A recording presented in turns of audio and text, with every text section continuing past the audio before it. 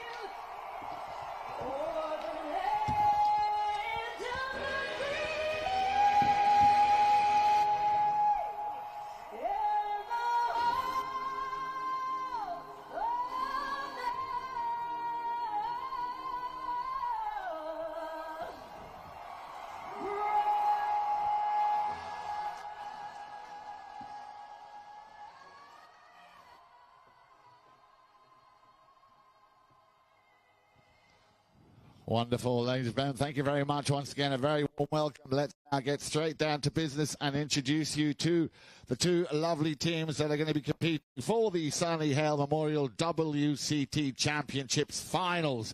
We're going to start from left to right. I beg your pardon, yeah, from left to right with La Monarchia, ladies and gentlemen. Please put your hands together for the number 1, Megan Manube.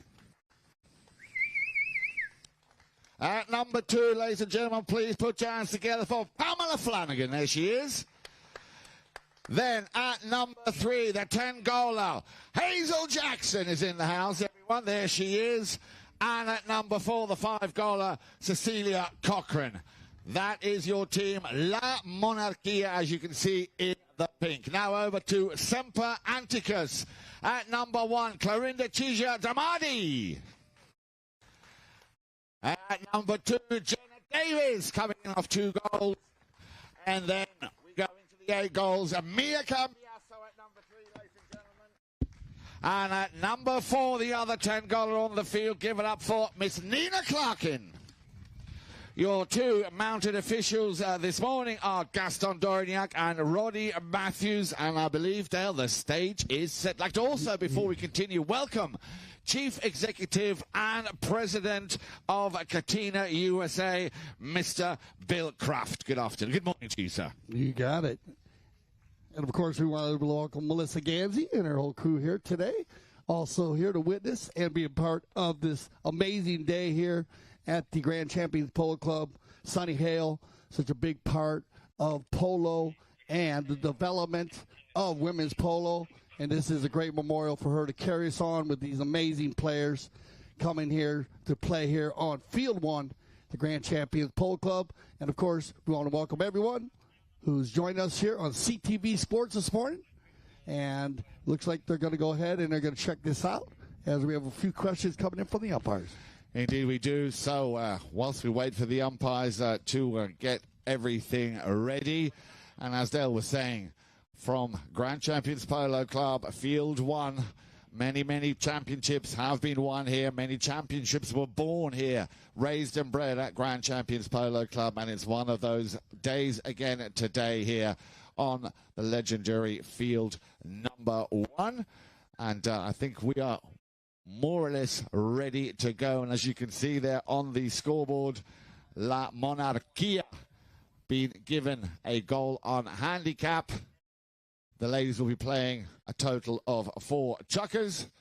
Once again, our 2 mounted officials from Argentina, Gaston Dorignac, and from Great Britain, Mr. Roddy Matthew. Here we go then. The ball is in play now. Let's see who is going to get off to the better start. Straight away, there's a bit of a sword fight going on there on that halfway line. Turn around quickly there, and can Hazel Jackson open things up nicely? Of course she can. Sends it downfield and nearly running away with it. But straight away, Semper Anticus coming in defense. But hang on a minute, there's another young lady coming around the outside here with the number 3 on her shirt. You know who that is? That is Hazel Jackson looking to play it back to Pamela Flanagan. Once again, Jackson into the danger zone, but Cambiasso will pick this one up and clear it nicely to the boards over on the far side. Still Cambiasso, possibly looking for someone to play it to, but they're coming in early, trying to shut down any kind of offensive play. Nice little pick up once again. Here we go. La Monarquia very much pushing here in this first chukker. Playing a lot of polo here in the half of Semper Anticus. There's the backhand. Cambiasso will be on it straight away now then. She's got a bit of space to work with. Still, Cambiasso sends it out to the right-hand side, looking for, and I'm sure she'll find Nina Clarkin. She slightly topped that one. She would have been away. Unfortunately, Cochrane there not able to control that ball. But Semper Anticus finally gets that ball out of their own half, and away we go here. And that looks like Jenna Davis on the move here over on the far side. That's a good first touch. Can she take it and put it all the way through? Good second touch, and it went through. Cracking goal here. And after a lot of that work from La Monarquia, Semper Anticus picking up their first goal. You got it. La Monarquia controlling the beginning of the first chukker here, keeping the ball down on their side for a good, minute and a half. And then once the Semper Anticus made a breakaway play, it was off to the power polo play. One great pass to Jenna Davis, and Davis putting that ball in from a good 65, 70 yards out. On the bowl in, it's going to be picked up here and taken forward by Clarkin. They battle it out in the middle of the field here as Hazel Jackson, and we get our first whistle of the day. Now stop the clock with 5:10 and 1-1 here in our first chukker. Wow. Number 1 goal in handicap. Actually, 2 goal difference here on the handicap, but we're playing 4 chukker polo, so we go with one goal. Here we go then, quickly taken. This penalty from the spot, a penalty 5A. Once again, remember they do change ends after every goal is scored. A little under the neck shot there to the left-hand side. Once again, Clarkin sends that ball deep down the field. Jenna Davis, I think it was the lady she had in view to pick up that ball. But La Monarquia coming back strong. Maybe they can get a bit of a break here, but it's going to be a very tough order to get past Nina Clarkin. Clarkin stops, turns. And that looked like it could have been a little bit controversial. Yeah, the umpires just allowing that play to open up before they made that call on the whistle. Yeah, so we get a whistle on the play with 4:38 on the clock. And we're going to have a right-of-way violation on the play. Blocking will be the call. They're going to move this ball down to the 60-yard mark, so we'll have our first goal shot penalty of the day. Opportunity here to break the tie. And remember, a lot of the players here you're going to see today actually playing in the Women's U.S. Open this year, Yan. So top players in the world with Hazel Jackson, the 10 gold. Nina Clarkin also representing. Looks like the penalty 4 from 60 yards out. Going to be taken by Nina Clarkin, number 4 in the black helmet.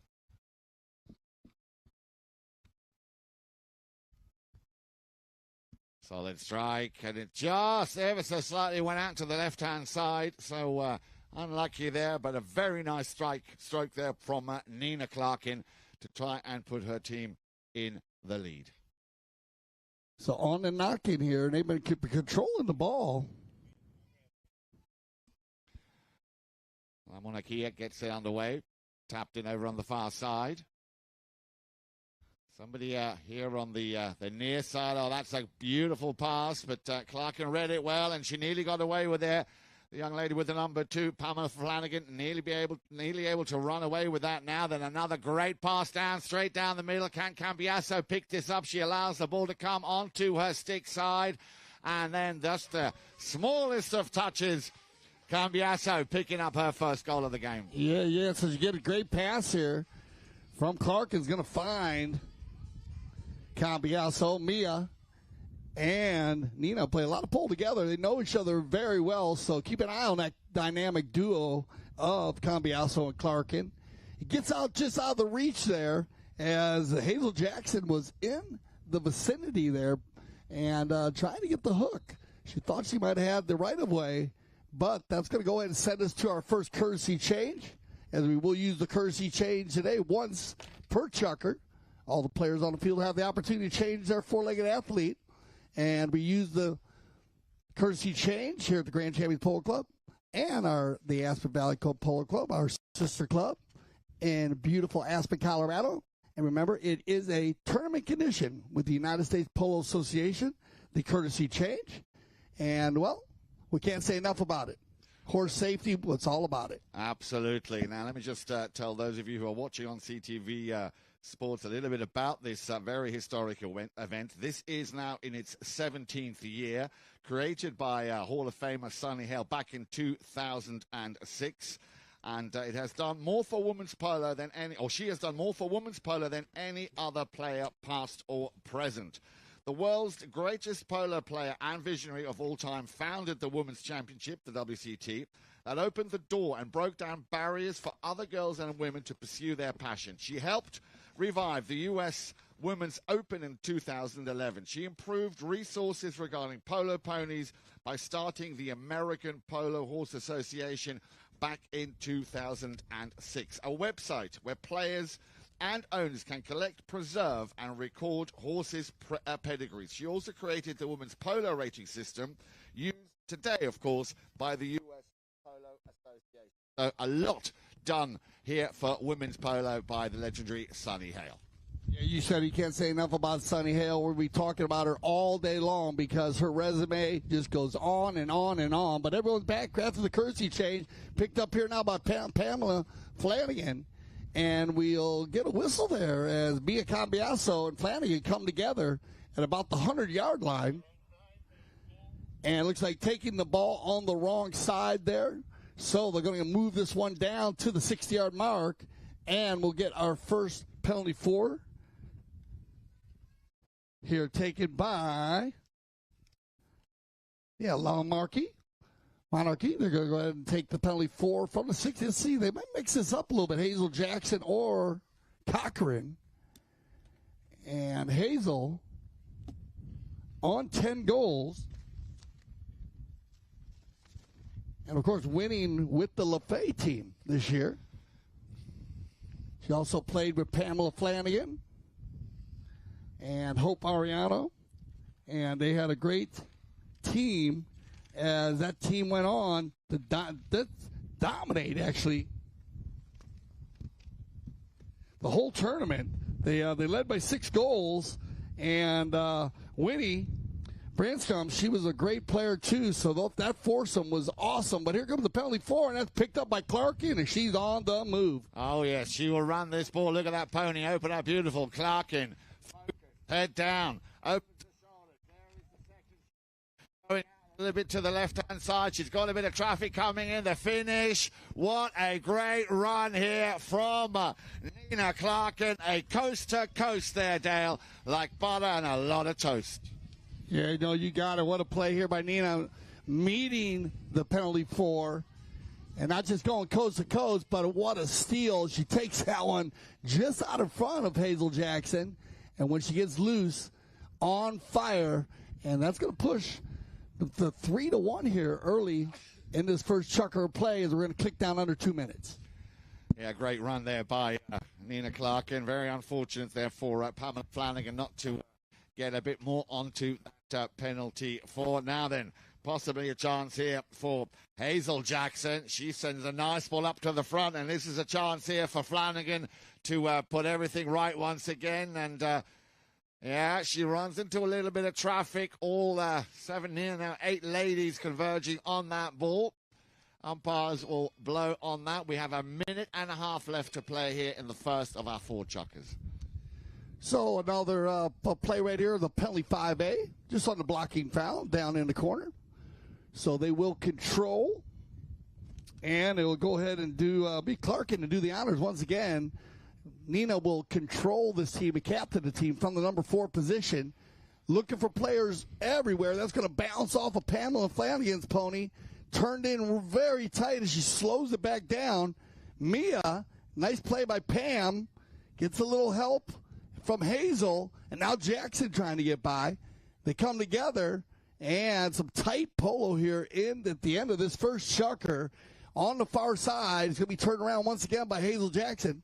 Jackson looking to get loose here as Mia applies the pressure. Cochran will come over, looking to help her out a little bit.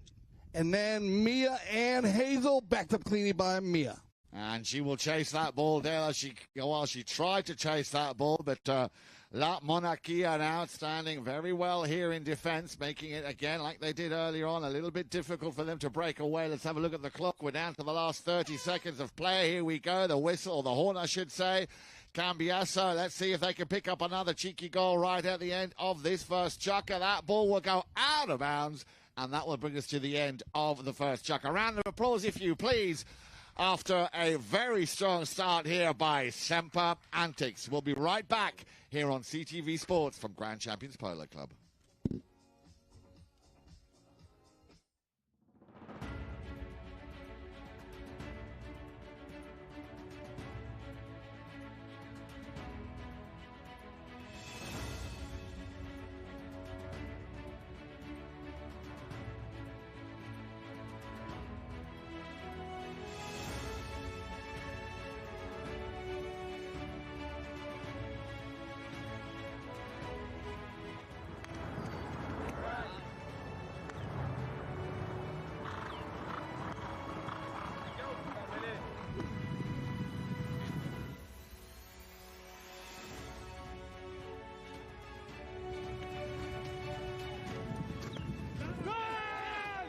Hi, I'm Tomacho Pérez. Hello, I'm Nacho Figueras. Hello, I'm Martín Muñoz. I'm Gonzalito Pérez. I'm Alejandro Novilla Estrada. Hello, I'm Nacho Novilla Estrada. I made goals and here back in Aspen.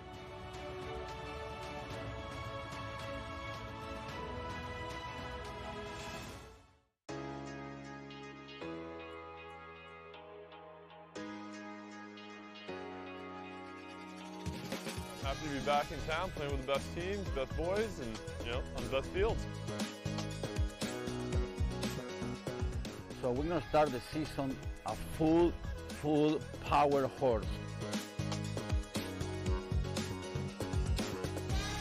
Just happy to be back in Florida. It's hometown. Looking forward to getting back on these amazing fields.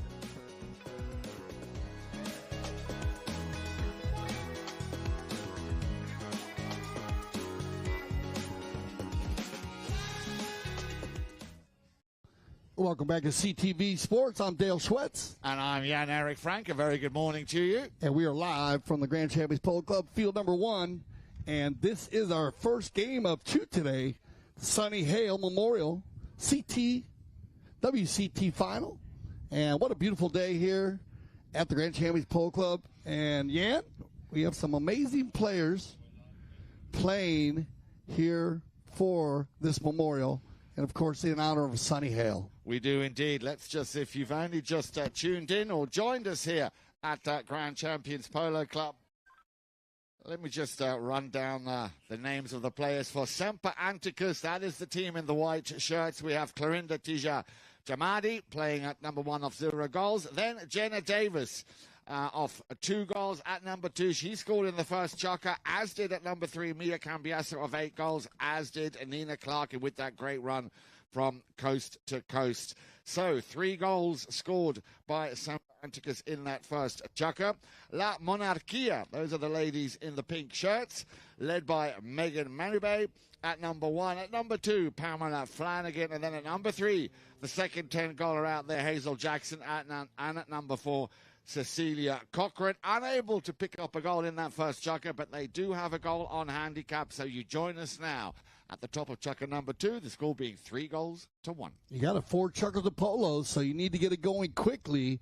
And this penalty 5A on the possession is going to be picked up by La Monarquia. And down the sideline, they're going to go coast to coast here with a nice run from Jackson as they take it off the field. And, well, a good run. They're taking it off the field, just off the side. But good coast to coast. Going to flip it around. We are getting a breeze blowing in from the southeast today. This field does run north and south, so it is going to help the players a bit running towards the north goal. And away we go on the knock-in. Yeah, nicely done. Now then, who can pick that one up? Nobody home here for Semper Anticus, as La Monarquia will turn things around nicely. That'll be Hazel Jackson. There she is on the ball as we speak with the number 3. 10 goals, of course, to her name. There's the drive up to the front door looking for Megan Manube. Can she pick this one up? A deflection as Jenna Davis will tee this one up beautifully for Nina Clarkin. And we've seen one of these runs before. Will this be run number 2? Look how focused and compact she's riding. Barely moving, just focused. Overrides that one. The backhand nicely picked up by Jackson. There is somebody home, but so is Mia Cambiasso. She will come in for the challenge, still with the number 2. And that's a nice little play here by Flanagan. Coming over the halfway line. Still in control. Picks it up on the near side. Gets a bit of help now from Megan Manube. Still, Pamela Flanagan. Oh, she's done well, but can she outrun Cambiasso? In comes Megan, sends that ball once again up into the danger zone. That should be the first goal. Ooh. And it just goes out to the left. Wow, what a great run here by Megan Manube. Yeah, everybody getting involved in there, taking it all the way down in front. But good defense by the Semper Atticus team as they battle it out, still around the 60, trying to get loose here. Jackson, now Hazel.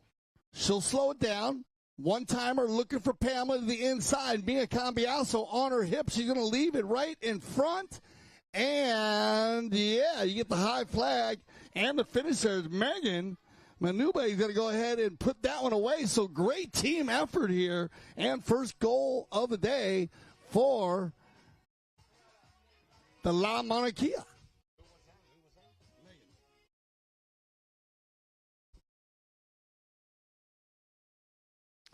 Yeah, a lot of hard work went into that play, and I think they are very much, they very much deserved that goal.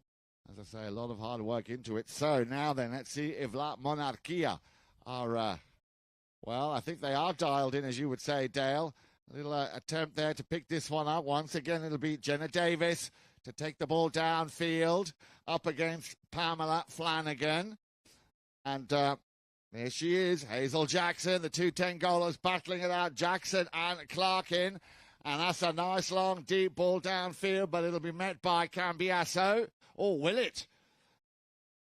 On the near side to pick up, slight deflection there for Hazel Jackson, but they're working, and they're working hard here, Dale.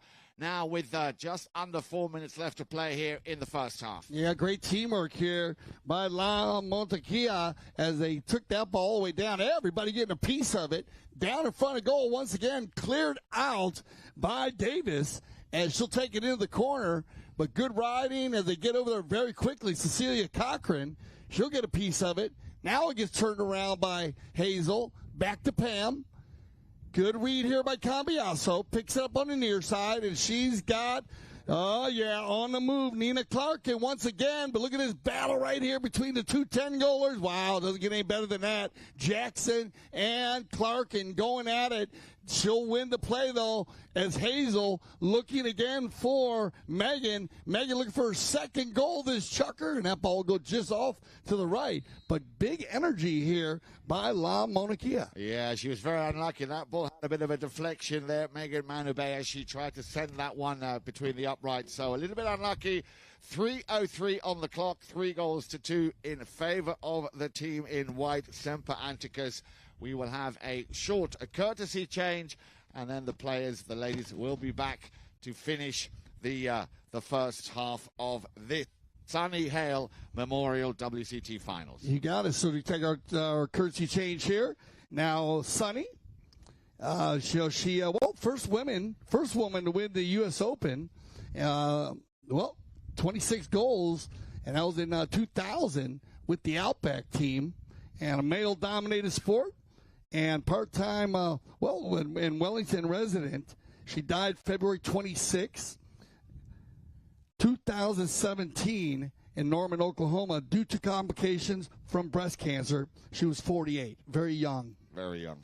Yeah, and then I had the opportunity to be around her during that time, because I was actually playing with the Outback team. And so I got to work with Sunny, and she played on that team with Dolpho Cambiaso, Lolo Casanola, and Phil Heatley. And so I had the opportunity to be involved because I was actually playing with Dolpho and Lolo and Tim. And Tim had some issues, so we put the team together, and she did a phenomenal job, just an amazing job, not just representing the game of polo for women and breaking down the doors, but also playing and being a player that they were definitely had to go and make sure they had a good game plan against her, because she was super solid. She was 4 goals at the time when she won that Open. Wow. Yeah, well, that is, and the legacy continues. Players coming back out on the field. Here we go then. 3:03 on the clock. The last 3 minutes and 3 seconds of the first half, after which we'd like to welcome everybody, or invite everybody, to make their way out onto the field to tread into some divots. That would be much appreciated. But now let's go back to the action and watch. Oh, here she comes. Takes a big swing. Not able to control it. Mia Cambiaso with the support. Wants to send it back to Clarkin. Working very hard. Clarkin runs into a bit of traffic there in the form of Pamela Flanagan. Now then, Hazel Jackson with a nice long ball, but Secretary of Defense, Mia Cambiaso, not able to clear it on the line. It's saved by Clarkin. Great bit of defense there, but we have a breakdown in the play and a whistle. So that'll stop the clock here with 2:21 to be precise on the clock. And both the umpires kind of talking over this. They have one of the pink players riding over the swing. So La Monarchia team is to talking this one over a little bit. And looks like they might go for a bowl in. So they're going to say no foul on the play after a discussion with the two mound officials. They're going to bowl this ball in. So you get a bit of an opportunity here for La Monarchia. Is they're right down in front of their goal and, been dominating the second chucker here, yeah. And they certainly have. Here we go. The ball is back in play. Looks like the ladies in pink, La Monarchia, have possession, and this could be a positive play if they can just find a little gap. A lot of traffic in front of that goal mouth, but it just goes wide. Yeah, just off to the right side, but they keep shooting at the goal, keeping that 3-2 score as Semper Anticus, not allowing them to put this in. Let's see what happens now. They use this dynamic duo of Clarkin and Cambiaso. You watch this little play right here. Here's Clarkin, Nina, and there goes Mia to the far right side on the chestnut pony. Going to go and slam it down right here. Now looking for Clarkin downfield, but well read by Jackson. But on the half, just before over the halfway line, they get it back. And I do like the way they've very much, you can see the girl saying, hit it. Now then, this could be a nice little run here for La Monarchia. Round the outside, good center. shot on the approach. Can Cambiasso. She tries to keep it in play, to send it into the danger zone. The shoulders are open, but I think we might have had a whistle just before there, Dale. Yeah, so on the run right there, Hazel Jackson actually taking it down, and it looked like she backed it off a player. And Mia on the defensive side of the stick there. So they're going to ride together and talk about this as the ball was going off the field.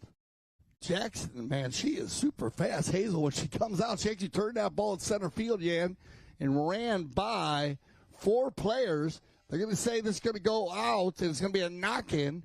So in favor of Semper Anticus, and it will be controlled, and we get another whistle. So a little sticky here at the end of the second chukker as we click down to 45 seconds on the clock.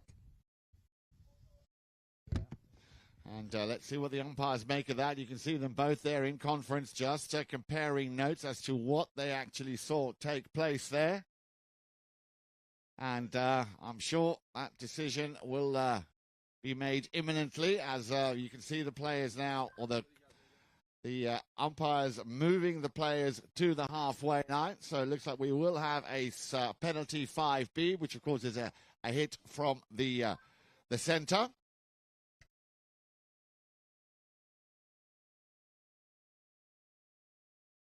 And it's going to go in favor of Semper Anticus. And Dale, I believe you've just been speaking to the umpire. Yeah, just another blocking foul. Little sword fight going on over there. And one player got blocked. So they're going to move this ball up to the center. And this is an opportunity here to get ready. You are going to have your 30-second warning horn as Davis is going to get a piece of this one. Jenna takes it into the 30. Look at this neck shot from the far side. And that ball still on the field. 30 seconds left.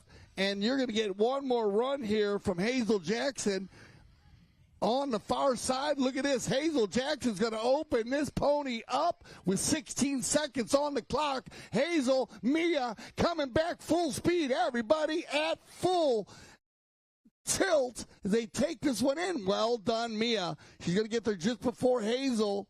Hazel comes in and steals it away and gets the goal. So Hazel Jackson is going to finish that off. And that's going to be a goal. As we'll check, but it looks like it was in before the horn. So we'll go ahead and take a check on that. We'll check with the studios just to make sure. And we'll take a good look at it. So that's going to set us off. But it looks like 3-3 here as we go into our third chukker. So stay with us. We'll be back here for our third chukker play on the Sunny Hale Memorial WCT Final live on CTV Sports.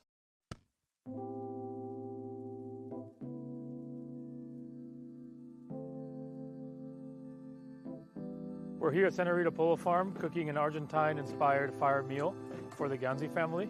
We have a 4-course meal tonight, and everybody will be tasting the food that we cook on the fire.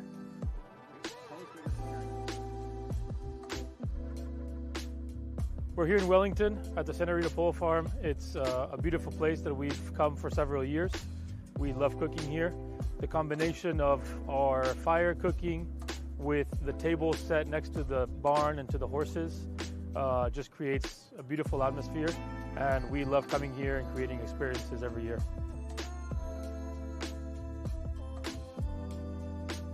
I think anybody that is new to these events is going to be very shocked right when they walk in, not only because of the grill setup or the fire cooking, but just the whole walk into this barn, you know, with the horses eating right next to you, and then the tables are set with candles.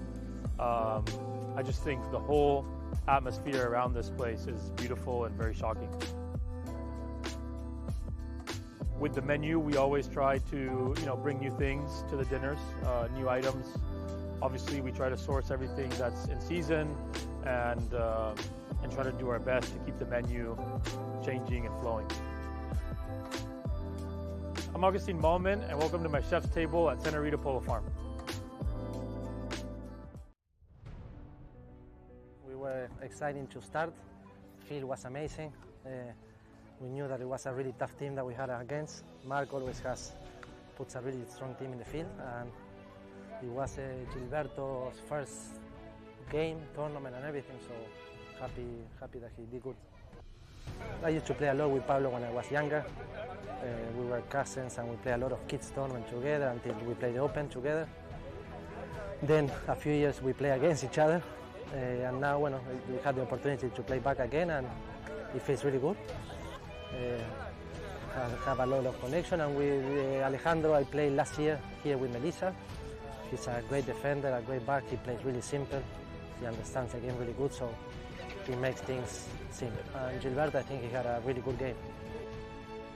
Yeah, I think yes. Well, this is a single elimination tournament, so winning today was keeping one foot in the tournament. So it was really nice now that we have another game in the weekend to keep playing, and yes, a lot of fun.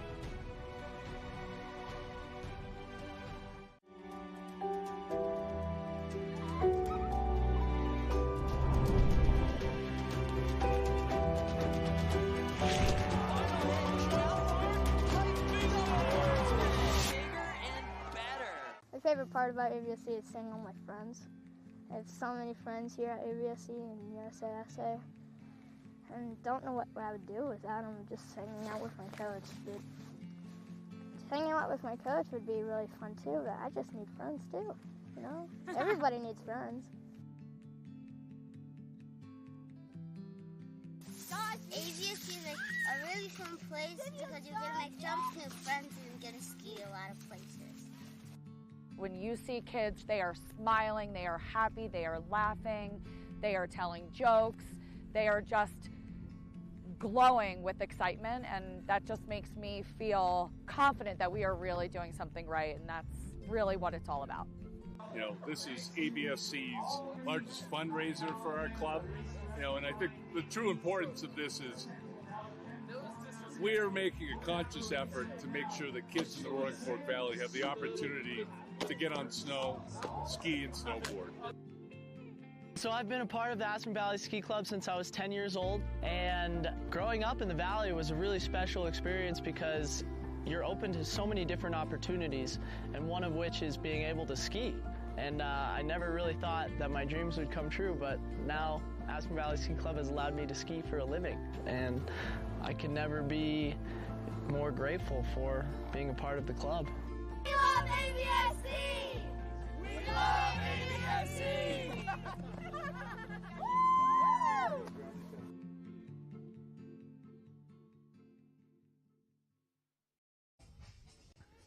Welcome back, everybody, to CTV Sports. I'm Dale Schwetz. And I'm Jan Eric Frank. A very good morning to you. And we are live from the Grand Champions Polo Club, field number 1 for the Sonny Hale Memorial WCT Finals.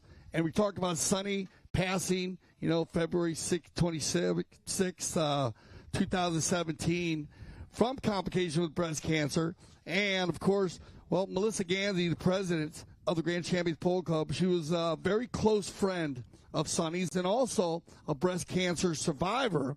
And she's hosted this tournament every year since. And Gansey, well, Melissa was at her bedside in the hospital when she passed. And she was a very, very, very close friend of Sonny Hale. She played with her. And so this is a very special day for us here at the Grand Champions Polo Club for Sonny's family and, well, all the representatives and everybody in polo, especially everyone with the WCT. Absolutely. And with that said, the ladies, as you can see, are coming back out. We had a very interesting first half here. Semper Anticus came out very strong. We had a goal from Jenna Davis. She opened up the scoring. Then Nina Clarkin and Mia Cambiasso also picking up a goal. La Monarquia with the goal on handicap, unable to score in that first chukker, but they came back very strong with a goal from Megan Manube and Hazel Jackson in the second chukker. And with that one goal on handicap, that made it 3 goals apiece as they went into the halftime break. You join us now as both teams are back out on the field. 3 goals to 3, and of course 2 more chukkers to play. Remember, we will have the prize presentation right after the game. Once again, we'd like to welcome Chief Executive and President of Katina USA, Mr. Bill Kraft, who's in the house, and it looks like we have another goal in the making. Well, we nearly did. It just went wide here. La Monarquia just missing a huge opportunity to take the lead in this Sunny Hale Memorial WCT Championships finals. Ball just going out on the left-hand side, and taken in very quickly now here by Clarkin, who's looking for, and I'm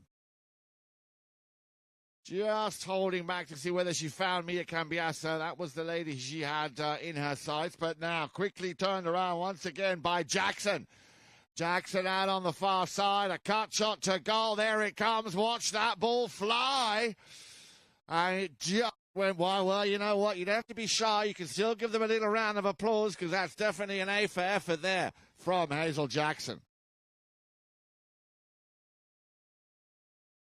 All that line taken in very quickly once again here by Semper Anticus. And we saw this in the first half, Dale, when La Monarquia were pressing very hard, and then one slip of a little bit of a play, and all of a sudden, remember, Nina a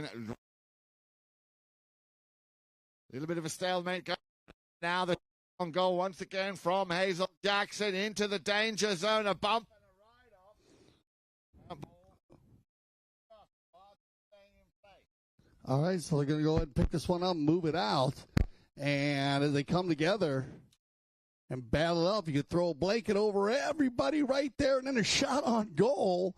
And I'm not 100% sure who actually put that away. It looks like it's got to be Hazel or Cochran. But we'll get a check on that. I think it was right there. It was.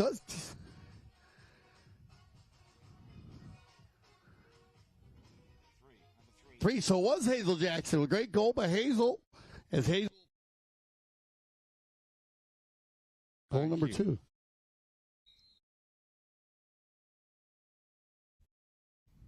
And we get a little time out here with 4:50 on the clock. And, well, yeah, first time that La Monarquia has gone to take the lead here. They have indeed, but you've got to give it to them, Dale. They have been working very hard. They cleaned things up a little bit. I'm sure they had plenty to talk about in that halftime break, and they've come out very, very strong indeed here. And I think deservedly so, currently in the lead by 4-3 here in the third. Chuck, and still plenty of time on the clock, as you can see, 4:50 to play. As all 8 ladies back now on the field. Ball is thrown in, and it's going to come down to exactly this possession. And look at that. Hazel Jackson on the move. Second touch. Can she do it in 3? Checks up her pony. 4. Where is that next play? Oh, in a little bit of a mistake here, and that will be clinical, that finish by the number 2. Pamela Flanagan. Yeah, so there you go. That shows you Hazel Jackson and why she's 10 goals coming out of the back of the lineup on fire. And when I say fire, I'm talking about burning. She was coming out of the back. She just ran away from the pack, shut it down inside the 40, had a little trouble. But Pamela Flanagan, knowing Hazel very well, stayed in there, stayed in the rumble seat, picked up the loose ball play, and gets her first goal of the day. And more importantly, pushes them ahead by 2 goals here, 5-3, with 3:52 on the clock. Now then, let's see how Semper Anticus will respond, because it looks to me like La Monarquia are getting stronger and stronger throughout this finals. Quick turnaround here once again by Jackson.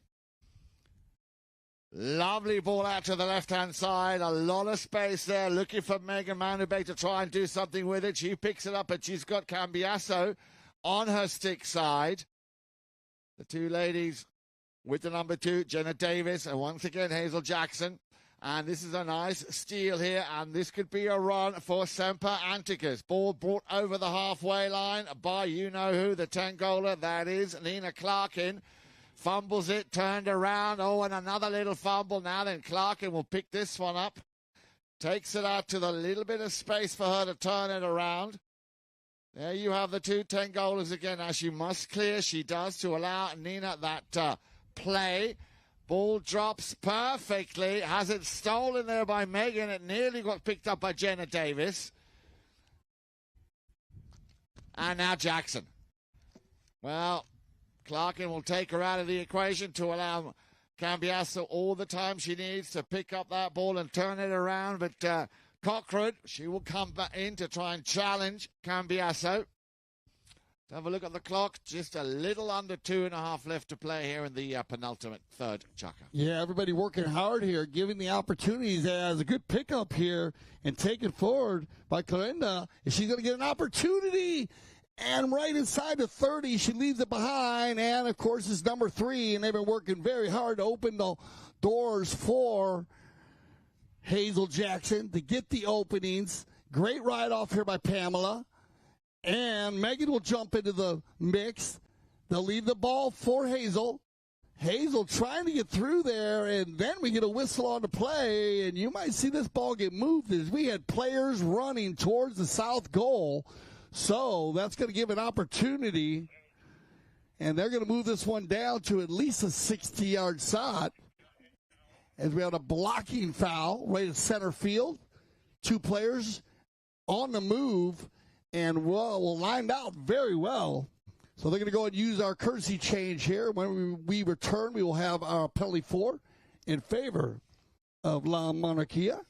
And, well, let's see. Opportunity here to go up by 3 goals with 1 chukker left. So this is a huge opportunity.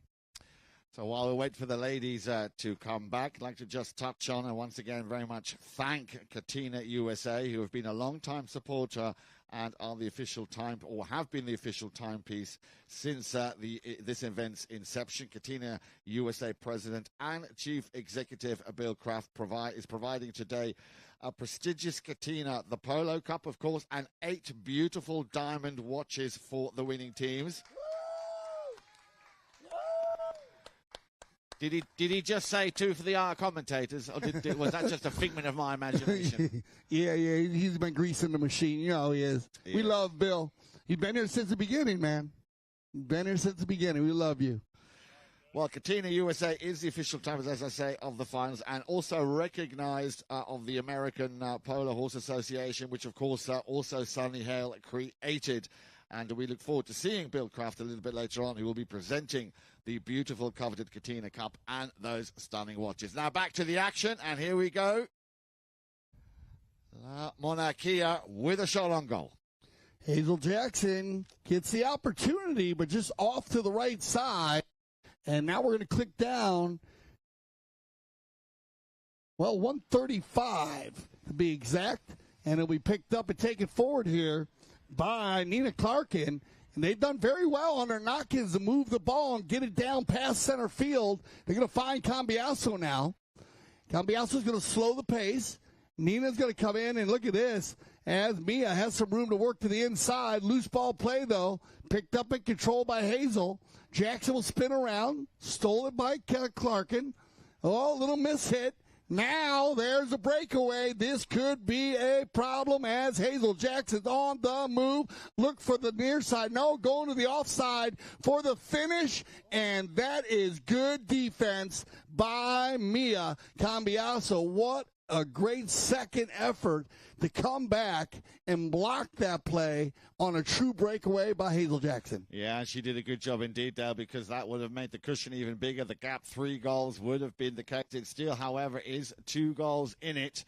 And I'm pretty sure that Semper Anticus are going to have to come up with a slightly different game plan in when they come back, the 4th and final chukka. Well, you never know. Cambiasso might reduce that deficit and pick up another quick goal here. Slightly top that ball, but in comes Jenna Davis on the near side. Got a touch, but not the touch she wanted. And, of course, Hazel will clear that ball and send it as far away upfield as she can towards that south end of the goal, with the clock ticking down with just a matter of seconds left to play here in this third chukka. Yeah, bad luck there as Mia had the opportunity, and what a cute, actually a very quick little bay pony that Cambiasso was on there. She leaves it behind, though, and they clean it up very well. So when we return for our 4th and final chukker, we will have a bowl-in at about the, 120-yard line in favor of La Monarquia. So stay with us as we'll be back for our fourth and final chucker, the Sonny Hale Memorial WCT Finals.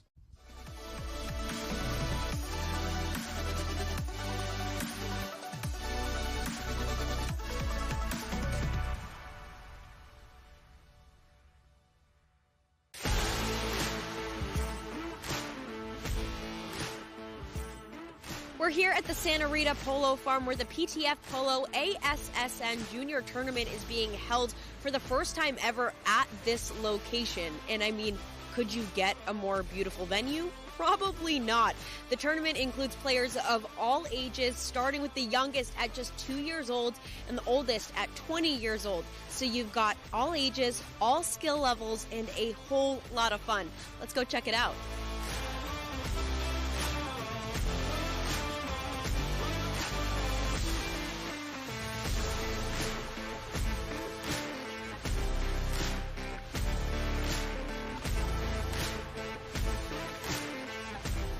It reminds me of my days when I was in that position playing the kids tournament, and for us it meant the world. So I'm very happy to be here supporting my son and other kids as well, because I think they really enjoy this, and for them it's even more important than for us probably playing the 26 or the 22.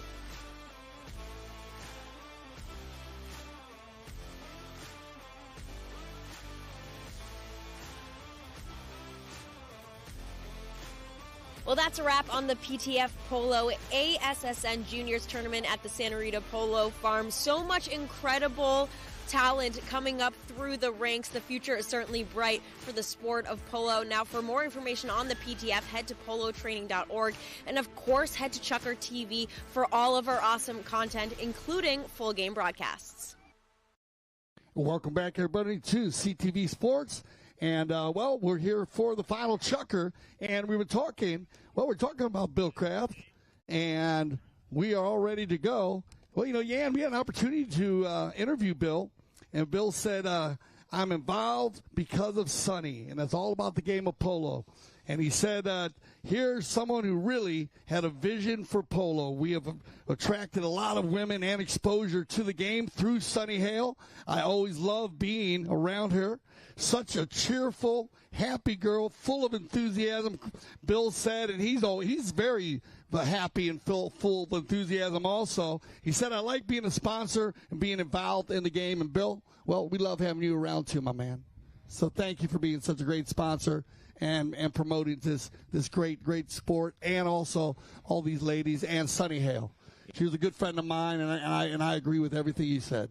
And indeed, also for me. And Dale, don't you think he's got a canning resemblance to Henry Winkler? I like to call him the Fonz. Yeah, well, he's got a lot of Fonz character in him too. Yeah, he definitely has the Fonz energy, not just the look. It's a big part of what he does, and of course, Katina watches such an amazing timepiece. So here we go. We're going to be able to see Bill up close and personal at our trophy presentation, but we got some work to do here because it's 5-3. And our fourth and final chucker, Yan. And what do you think? What do you got going on here? Right? Well, I think, Dale, that Spencer Anticus, who had 2 goalless chuckers, remember 3 in the first, and then 4 unanswered goals in chucker 2 and 3. And at the same time, I've got to say that La Monarquia, they seem to be going from strength to strength throughout this final. Now, they had a bit of a shaky start, but then they came back very strong. Only 1 goalless chucker, that was the first. But then 2 in the second, 2 in the third. Now, if they can keep that momentum going, it's going to be a very tough tall order here for Semper Anticus to turn this around. No, very good point. And I got to tell you, Megan, Pamela, Cecilia, and Hazel, they've worked very well as a team and mixed it up very well. Megan with a goal, Pamela with a goal, and Jackson with 2, Hazel with 2, and then they had 1 on handicap. And Cecilia Cochran just super strong at the number 4 position. I know her very well. She's an amazing horsewoman, just a great rider, and it's really tough to get around her. And she loves the game of polo. She loves her horses. And so this team's coming together. But we know the power. And Clarinda, she's going to pull the team. She had an opportunity. And Jenna Davis already with a goal. Mia with a goal. And Nina with a goal. And the only issue is that they had all those goals in the first chukker. So all they got to do is really bring back that same energy. And remember, Mia and Nina, well, they played together this year in the Women's U.S. Open in the finals. And so they know each other very well. And Jenna's been playing super strong in the front along with Clorinda. So they, this game, there's a lot of time left. Mucho tiempo, as we say. As we do indeed. Now then, you can see Gaston Dorignac there just making sure that Mia Cambiasso is okay and turning to the field as she is as we speak. So here we go then. The stage is set for what promises to be a very exciting Yep. So they wait just a few tack issues. And always safety first. Grand Champion Polo Club, Aspen Valley Polo Club. Beautiful day here at Field 1. And this is where we always hold this tournament, right here on Field 1. It's a special place to have this tournament. And looks like they got them, looks like we got everybody lined up. Yeah, 8 players. So here we go. Ball's put in play, and this is what you want. You want the first possession, and it's going to be by Nina Clarkin. Nina put this one out in front, and wow, looked like Clorinda was all going to get a good run there, but Hazel just everywhere here in the second half. That's a great pass there from Hazel Jackson, looking for Megan Manby. Beg your pardon, as once again, well, you see they can't get it over that halfway line. She's been absolutely phenomenal on the field, working very hard, and I'm pretty sure the strategy will be to keep possession of the ball for as long as they possibly can to, in a way, in effect, work that clock in their favor. They've got a cushion of 2 goals now, and they need to be scored before anything can actually have a certain impact on this. So those 2 goals at the moment are saving grace here for La Monarquia. Yeah, well said there, Jan, and that makes it's a huge point. You know, it has not been a penalty shot game at all. We've seen a lot of penalty 5s. We've only had a couple penalty 4s, and both teams had opportunities. But right now, it's just a matter of getting that first goal. This ball bounces back. Nina and Pamela both looking for it. Now Clarkin finds it, and that's a pretty ball, but looks like it almost went off the helmet. Wow. That did go off the helmet of somebody. Yeah, I think that did go off of Jenna. So I want to make sure she's okay. And that was well hit. Nina Clarkin, one of the biggest hitters in the WCT. So we'll go ahead and get our medics. We get the medics, guys. Come on out. All right, so on their way. And we'll go to a little break here. So stay with us here on CTV Sports. We're going to go to a little break and make sure Jenna is okay. And we'll be right back with our final chukker of the Sonny Hale Memorial WCT Final.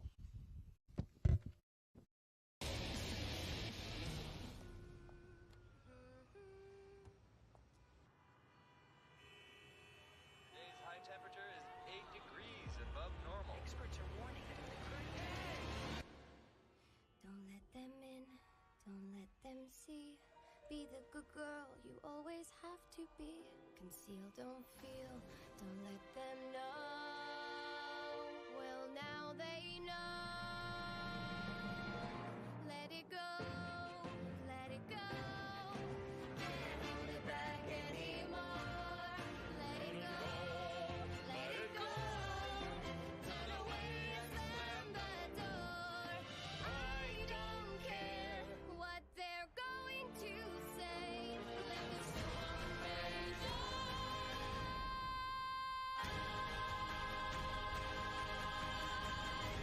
Cold never bothered me anyway. I am Nick Weaver. I am the co-founder and COO of Blue Delta Gene Co. I've probably measured over 30,000 butts, 7 feet tall and 7 feet wide. Doesn't matter. It is fun making people happy. When you make a garment that fits, that's one thing. When you make a garment fit and look good, that's another thing. And we are very good at the latter. We have grown our company by taking care of people. We have grown by making jeans that fit. There are some things that will never change: where it's made, how it's made, and who's making them. Every jean is one of one. But now we can get you measured from anywhere in the world. We have rolled out a virtual tailor system, blown away with the technology. It's unbelievable how accurate it is. It's a quick, easy, touchless way so we can get the measurements to make you a pair of damn good jeans.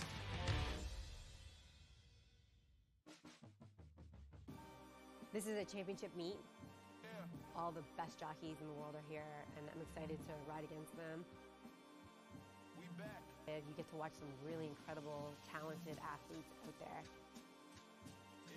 To us, it's a place to be in the winter. I love Gulfstream Park because of the racing. The palm trees, the beach is right here. The horse racing is some of the best in the country. A lot of good horses come out of here.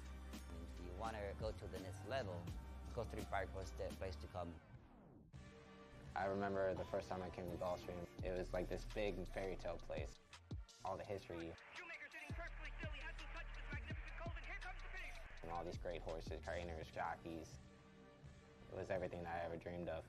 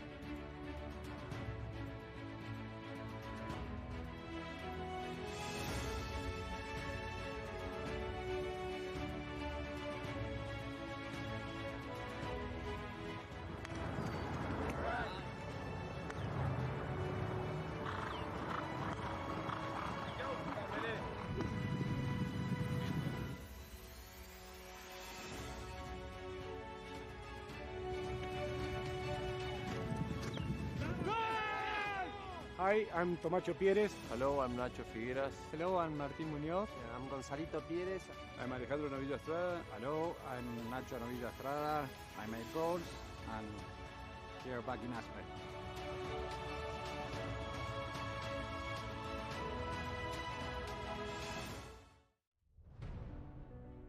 We were excited to start. Field was amazing. We knew that it was a really tough team that we had against. Mark always puts a really strong team in the field, and it was Gilberto's first game, tournament, and everything. So happy that he did good. I used to play a lot with Pablo when I was younger. We were cousins, and we played a lot of kids tournament together until we played the Open together. Then a few years we play against each other, and now we had the opportunity to play back again, and it feels really good. I have a lot of connection, and with Alejandro I played last year here with Melissa.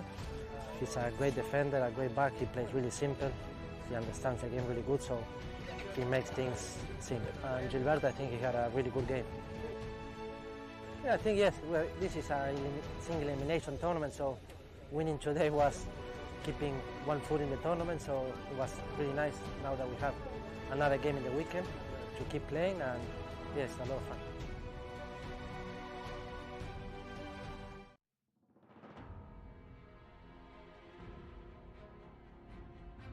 Oh, it was a lot of fun. The WPL is a great tournament. It's a great league. You get some of the best players in the world come in to play it, and so it's a lot of fun to play. It was a tough game. Just really happy we got the result. Really happy that, with this team, and happy it all worked out. Happy all these guys were able to come play, and just happy we're able to gel and play friggin' fun polo. I'm looking forward to this, playing polo, man. I love the sport. I love to be here in Wellington, and for me, it's just a lot of fun to be here with playing the World Polo League and just playing polo and having fun.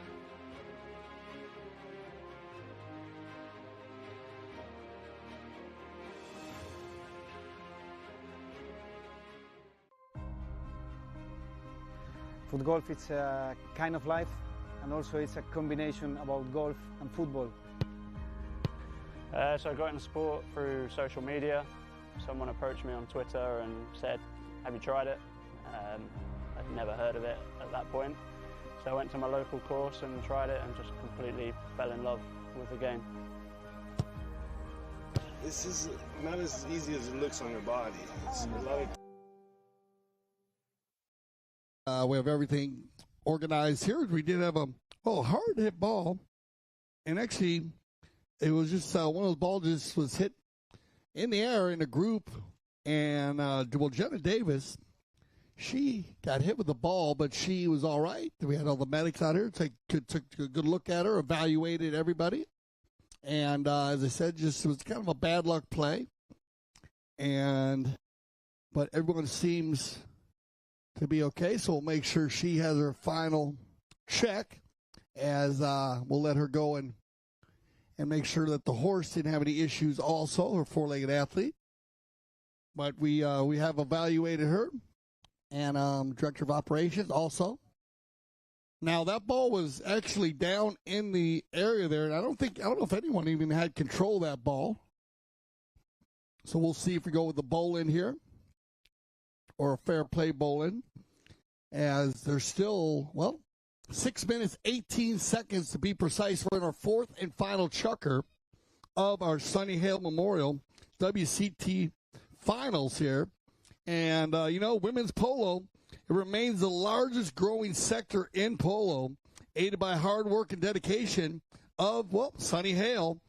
And that's what it's all about here, laying the foundation to promote high-quality competition throughout the world and locally.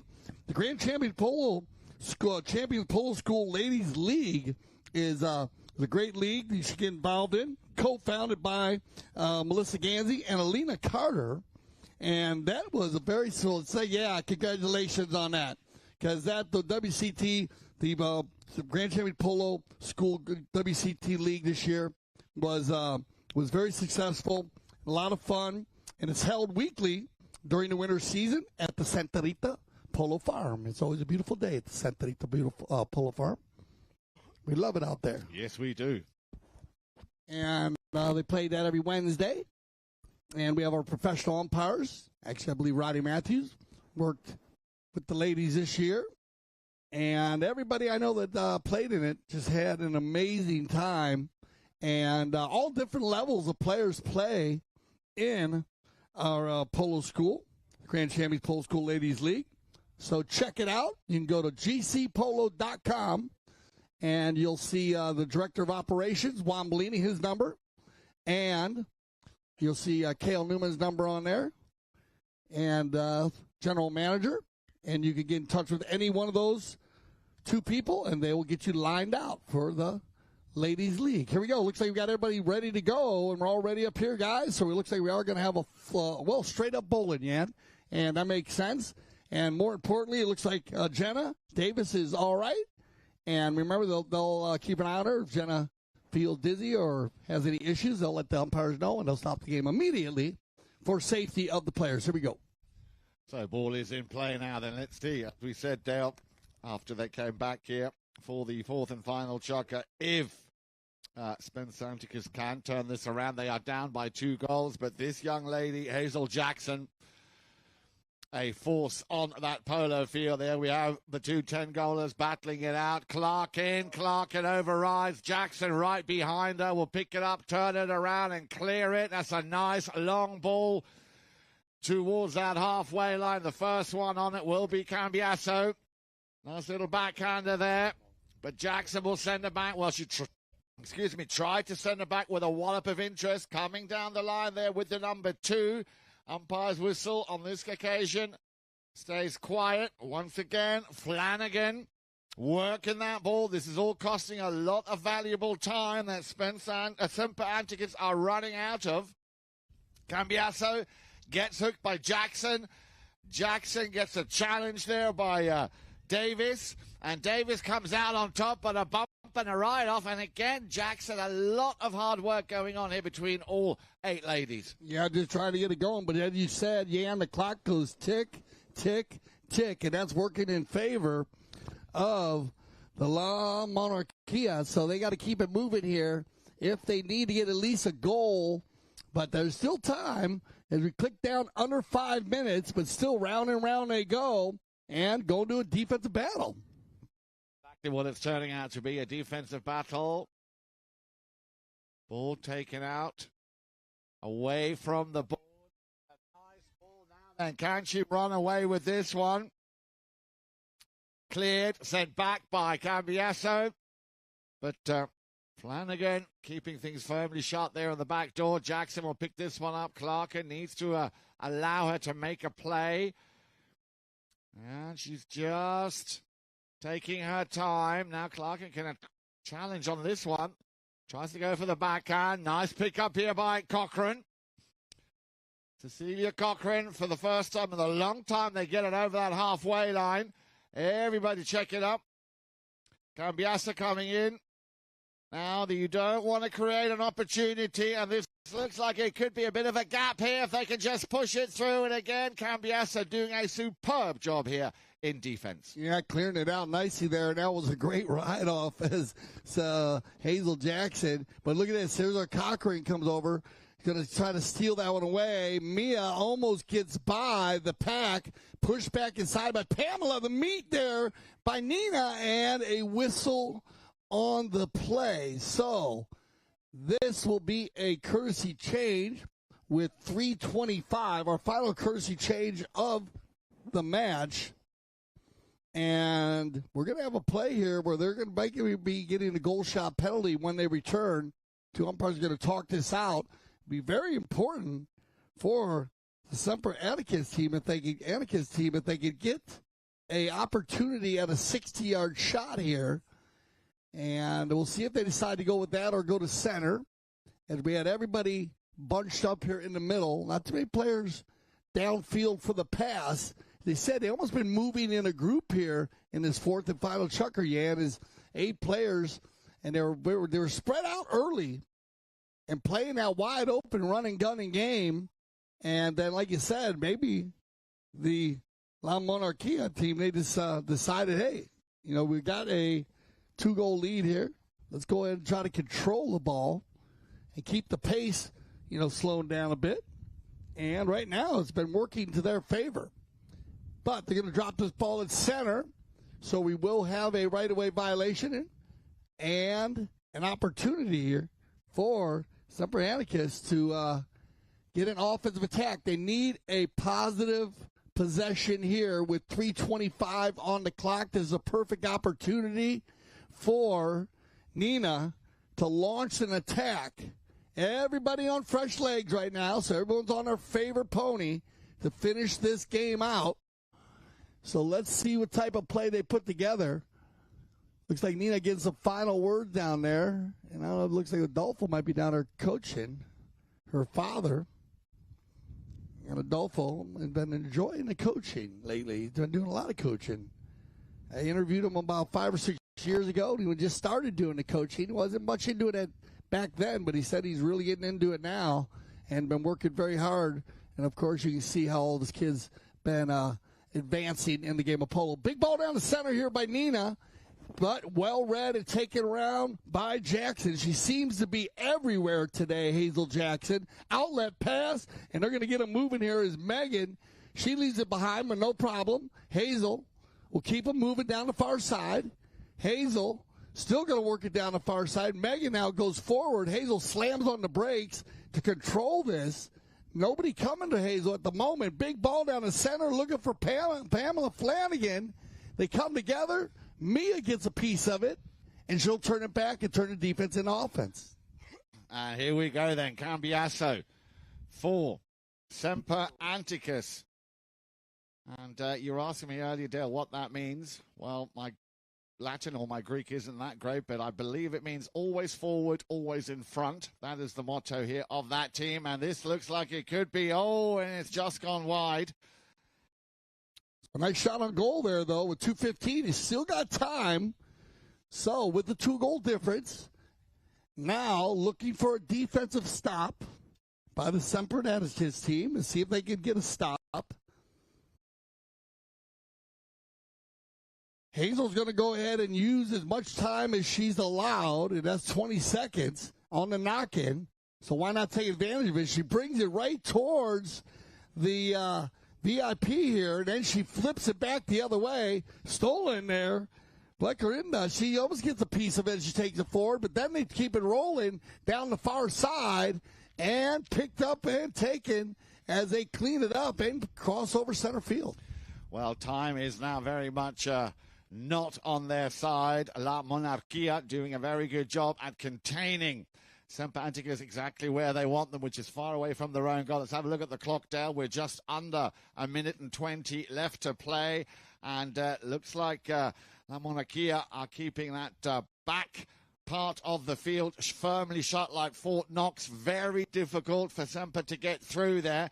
They're trying from all angles, from all sides, coming up with all kinds of team plays, but it's just that little bit of a breakthrough which at the moment eludes them. Here then possibly another chance. Cambiasso at the front door. The ball's going to be a little bit short. Hang on. A shot from distance, and that is a cracking goal here by Jenna Davis. Yeah, Jenna firing that ball, and so must be doing very well after she was hit with the ball. Now coming through and just firing that shot. And to put a 1-goal difference here, they are going to get back to center and get another bowl in. But now, as where time is at the essence, they need to get control of this bowl in. Once they get back to center, you're going to get it down to around 15 seconds by the time they get this ball back in. There it is. Yeah, 15 seconds exactly. And they're going to get control. Clarkin has an opportunity. 9 seconds. They're going to break loose here. Who's got the horsepower?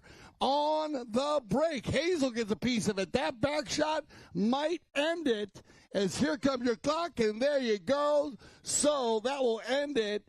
And what a finish here, as both teams pressing so hard. Great job by our mounted officials. I want to thank Gaston Dorniak and Roddy Matthews doing a fabulous job today. And, of course, all of our teams, Semper Atticus and La Monarquia. You're going to go ahead and see all of them up close and personal for our trophy presentation. What a great final. Indeed it was, Dell, as the ladies shake hands.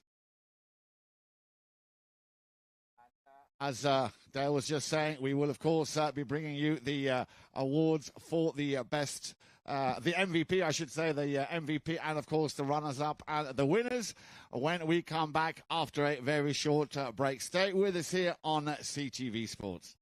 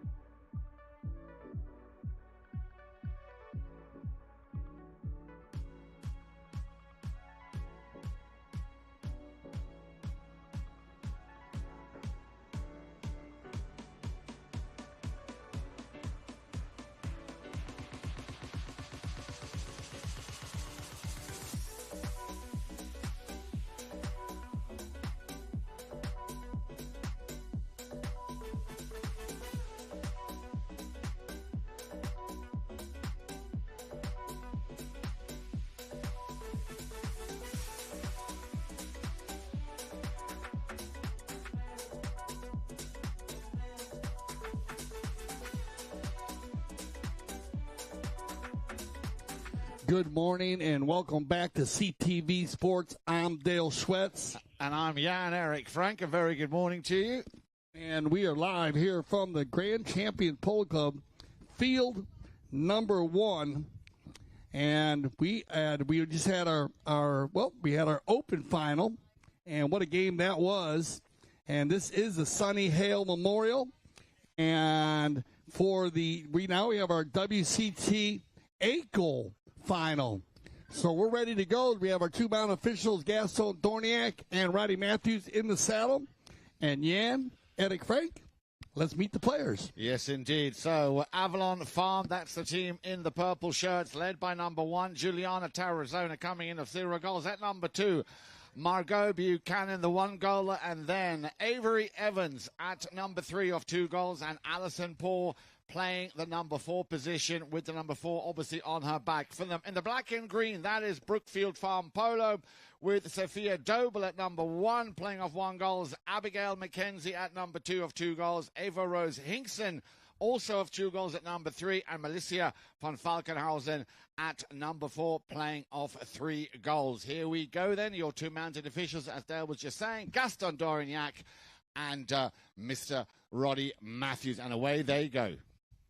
And this should be a good one, as a lot of these ladies play in our weekly WCT, and so that should be a lot of fun to see the 8-goal, as we just got done with our open style. So a little bit higher rated, but you watch, it's still wide open hit and run polo.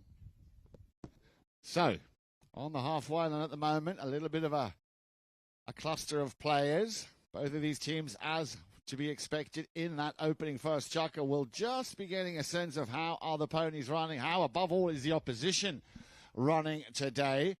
And of course, on any finals day like today at such an epic polo field, at such an epic polo club like Grand Champions, I'm sure adrenaline will be pumping. But as we saw in that game before, things will calm down, even if with a little bit of help by the umpires, to have a nice, smooth running 8-goal WCT final. And so we get our first penalty of the day, and that will be a penalty 5B from the center. So 4 chukkers of polo, and we will have our trophy presentation after both games. We'll involve all the teams, all 8 teams coming up, and they'll have the 4 players from each team on our 2 games we play today. As here we go on the penalty 5, they're going to work this one down, and Avalon Farm trying to work it back out, and they're going to get the breakaway here on a true breakaway, and that looks like it's going to be Juliana Tarazona. She gets the ride over. Now they come together, and Allison will come riding over. Then everybody's riding over. It's still in the same spot. Allison going to get back to it very quickly. Turn it up. Allison, keeping control. And she comes in there and works that ball down across the center. Good ball control there. And she'll get a whistle on the play. And that'll stop the clock with 4:51. Allison wearing the number 4 there in the red helmet. And we are going to get an open goal penalty 3. So good job here by Allison Poor to get control and take that ball around, get fouled, but right around the 60-yard line, so they bring it down for the 40-yard shot. So this could be the first goal of the match. Still no score at the moment on the scoreboard. As Dale was saying, an open goal, so undefended. And it'll be taken by the number 4, Alison Paul. Looks pretty straight from where we're here sitting down. A little round of applause, ladies and gentlemen. The first goal of the WCT 8-goal final. Well done, Allison. Great play. She gets the ball and a great shot. We work a lot with her sister, Jennifer Poor. Yeah, if you put the Poors together, as Their father also loves the game of polo. And back to center we'll go. We'll switch directions for any of you new viewers out there. That's a procedure we use in the game of polo to keep the same sun, wind, field advantage. And on the breakaway here, looks like it's going to be Juliana. Yep, Juliana Tarazona getting a good run. Once again, the lady that just scored, Alison Paul, will keep the pressure on. Looks like they are the ones that have got the better start to this final here. Avalon Farm take it out of that play, and another whistle, which could go in favor of Brookfield Farm. Remember, they are in the black and green, Avalon in the purple. Yeah, it looks like that might be Avalon, though. This might be getting another one here, as you had Poor riding down there. She's going to get on the right-of-way and get an open goal penalty 2. So Ellison scoring 1 goal down at the north end on a penalty 3. Now she'll line up for a penalty 2. So Avalon Farms doing their keeping the energy up. Allison, yeah, no problem. And we'll go ahead and get a courtesy change now. So we'll go ahead and send everybody off. Whoever needs to get a fresh pony, we'll give them an opportunity. And we'll wait for the umpire to get to the center before they sound their whistle. And DJ Trouble in the house. We can lock them out. Dude, we're never going to make this whole thing.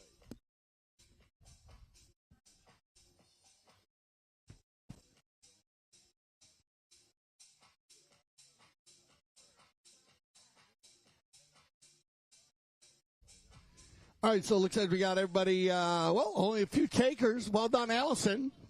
Picking up her second goal here in the first chucker. Penalty 3, now penalty 2. Doing a great job. Pablo Spinacci, all the big stars coming up into the, and there's a little Spinacci. They're all up here. All the Spinacci boys coming to watch the game. Good to see you guys. Good to see Fran, as also playing great polo this year. Fran Spinacci, one of my favorite polo stars, as we have all kinds of players come out to watch the Sonny Hale Memorial, WCT, Women's Championship tournaments, 8-goal final now, on the move on the far side. Still waiting for that first breakaway and that first shot on goal from Brookfield Farm Polo. This looks like it nearly looked like it would have been a shot on goal, but again, Alison Paul. Remember, she is the highest rated player on the field out here, coming nearly straight by us here underneath the commentator's booth. Good support and a nice pickup here on the halfway line. Once again, the young lady with the number 1 on her shirt, Juliana Tarazona, leaves it for the number 2, and that'll be Margot Buchanan. Everybody now getting involved. And look at that ball straight into the danger zone. Can she control it? A little backhand shot and just wide. Wow, what a great play here by Avalon Farm Polo. Yeah, what a great run as they take it down. And Avalon just on fire here in the first chucker he had. Incredible. Controlling the game. So let's see if Brookfield Farm can get it going as they come together right there. And Abigail trying to move it down. Now they come together. And Ava Rose, she gets a piece of it. Hinkson. And Ava, she plays in our WCT Women's Polo School on Wednesday. Also participates in all of the different styles, the different polo we play with the Polo Training Foundation also, the PTF. And notice a lot of these names. And Sophia Doble. Sophia playing in the 8 and the 12, right? Yep. So it's great to see Sophia back out here. And but we're going to get another penalty. And now we will get another open goal. So it looks like Allison Poor has an opportunity to get a hat trick here in the first chucker. Well hit, Allison, dead center. That's a good stroke, and that's her third open goal. Awesome shooting here by Allison Poor.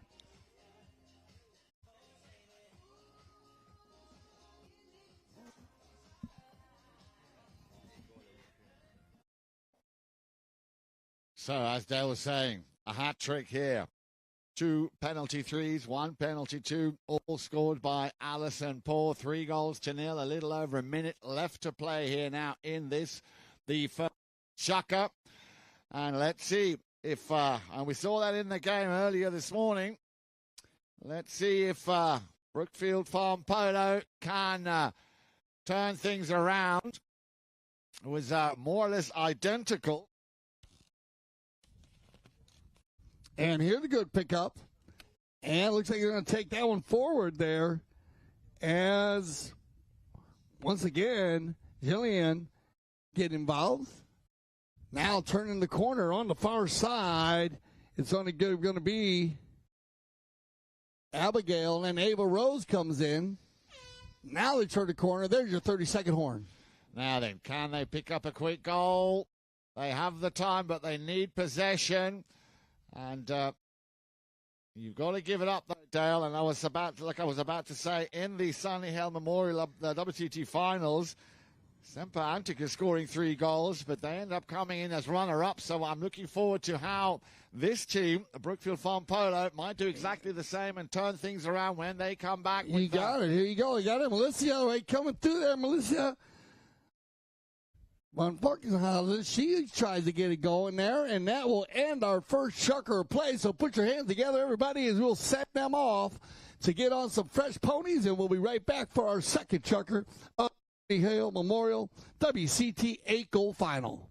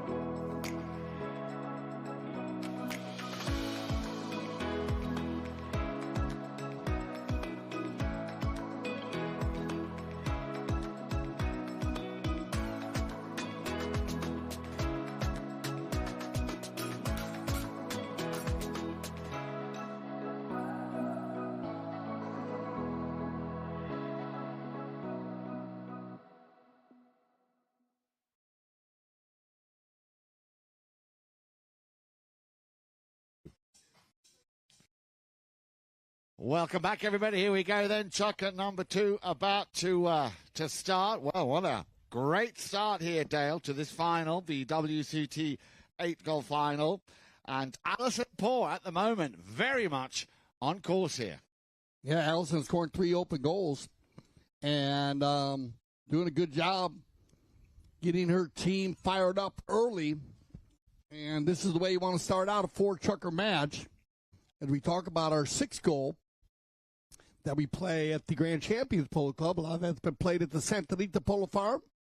And the 6th goal, we play 4-chucker polo. And you see that where teams that get out in front early. So let's see if the Brookfield team, Brookfield Farm, can go ahead and answer the call. with Sophia Doble, Abigail McKenzie, Ava Rose Hinkson, and Melissa von Falkenhausen. See if she can, they can get a roll in here as they seem like get fired up a little bit at the end. As a good shot there by Melissa. Now it gets opened up and hit right there by Abigail. But on the far side, it will be Avalon Farms turned back inside once again by Melissa. Now take it forward. Great back shot there and cleaned up by Allison Poor. Now they all come together on the far side. And it looks like it's going to be picked up there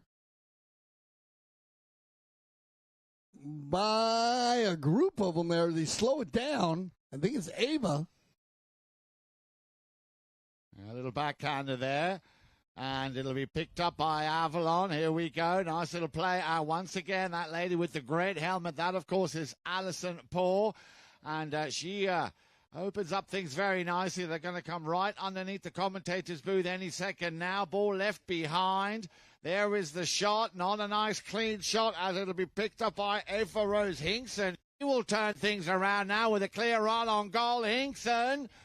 First touch, good. Second, not so great. And once again, Allison Poor cleaning up that ball and getting it out of the jaws of that goal mouth and turning defense into offense. Yeah, as they come together here. But this is what Brookfield done. And here comes Allison on the gray pony. Oh, we got a breakaway coming. Allison Poor on the move over center field. Nice run as she picks it up offside, near side. Comes together right there as Jillian gets a piece of it. Now they line out nicely. And Avery, she's going to get a piece of it, take it forward. Back to Allison. Turned and brought in by Brookfield. Little backhand shot, nicely done. Who can turn first? Oh, once again, that'll be Margot Buchanan trying to do something with it. And now, Ava Rose Hinkson trying to send that ball downfield. Abigail. Very good touch here by McKenzie. Abigail McKenzie, that's solid, but she gets taken out of the equation there once again by you-know-who. Allison Poor, little near-side backhand shot, cleverly played. Everybody, trying to get possession. Little taking it around the outside there with the number 3. Once again, Ava Rose Hinkson. A little gap. Can she keep the ball in play? It just goes out of bounds. Oh, but well done here by Brookfield, and they're firing it up here in the second chunker. Sophia Abigail, Ava Rose, and Licia working well together, and still 3-0, but a different team than we saw in the first chunker. Totally different team, Dal. Well, they will have had a wake-up call. They'll have had a few words after that first interval, but still no score and still that hat-trick at the moment on the scoreboard here, courtesy of Allison Poor. On the There's the open backhand. Poor just waiting to pick that one up. She does well. Oh, look at this. This is a great play once again by Allison. If she can break away here, she'll put the pressure on. Look at that pony open up beautifully. Poor. First shot now on the near side. Can't control it. In comes the first defender of Brookfield Farm to try and clear it and clean that ball up.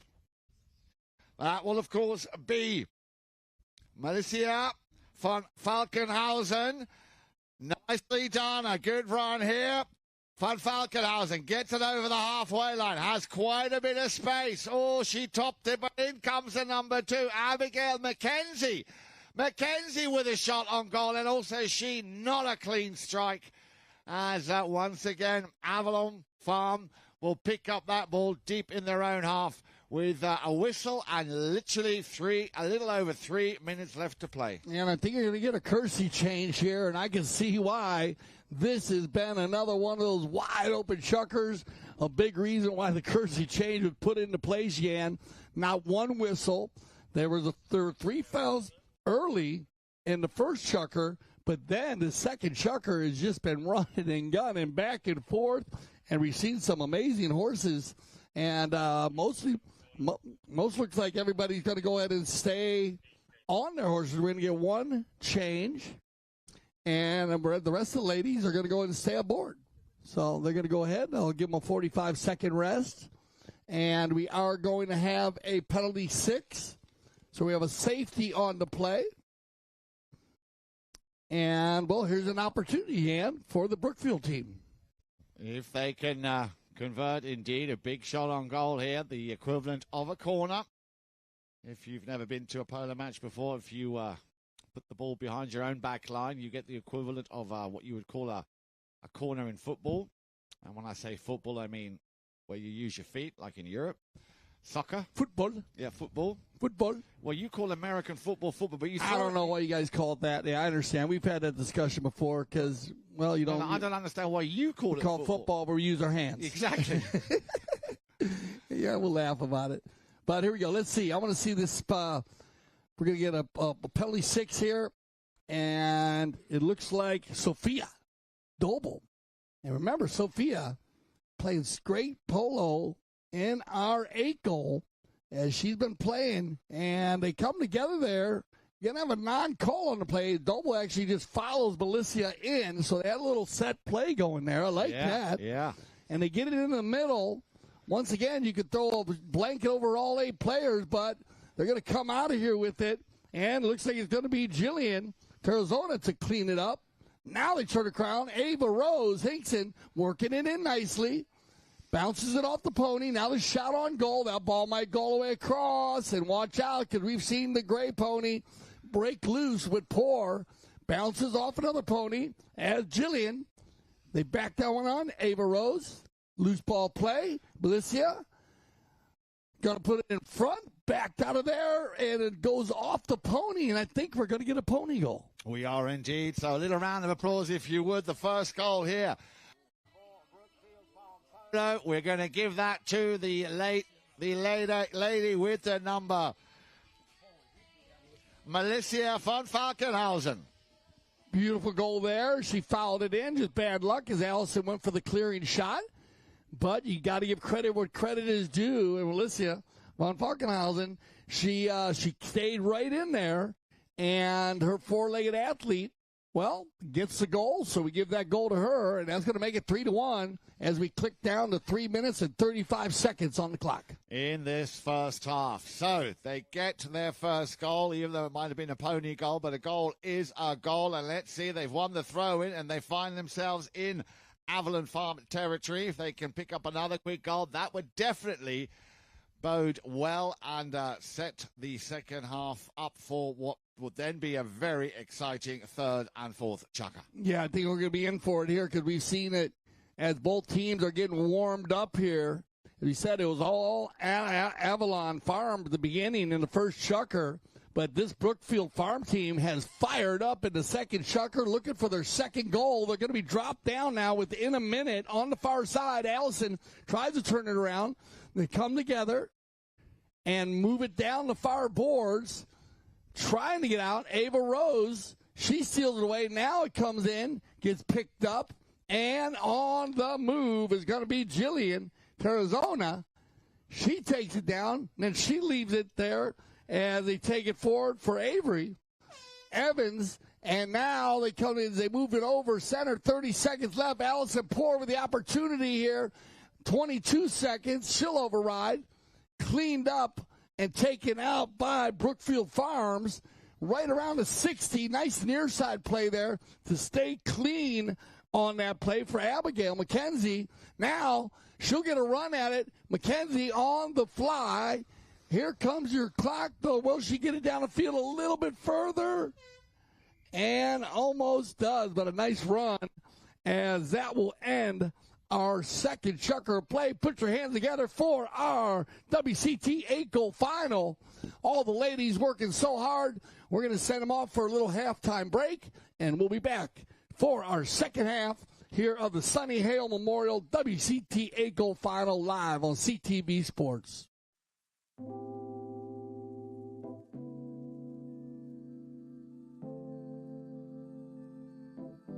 We're here at Santa Rita Polo Farm cooking an Argentine-inspired fire meal for the Ganzi family.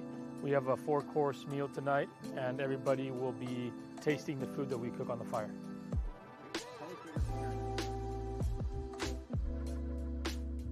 We're here in Wellington at the Santa Rita Polo Farm. It's a beautiful place that we've come for several years. We love cooking here. The combination of our fire cooking with the table set next to the barn and to the horses just creates a beautiful atmosphere, and we love coming here and creating experiences every year.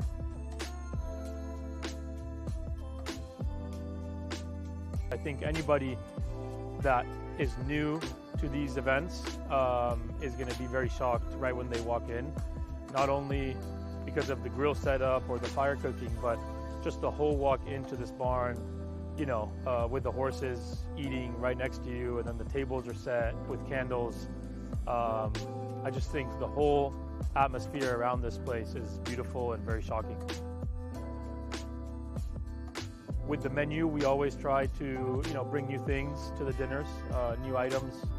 Obviously, we try to source everything that's in season and try to do our best to keep the menu changing and flowing. I'm Augustine Malman, and welcome to my chef's table at Santa Rita Polo Farm. This is a championship meet. All the best jockeys in the world are here, and I'm excited to ride against them. And you get to watch some really incredible, talented athletes out there. To us, it's a place to be in the winter. I love Gulfstream Park because of the racing. The palm trees, the beach is right here. The horse racing is some of the best in the country. A lot of good horses come out of here. And if you want to go to the next level, Gulfstream Park was the place to come. I remember the first time I came to Gulfstream, it was like this big fairy tale place. All the history. And all these great horses, trainers, jockeys. It was everything that I ever dreamed of.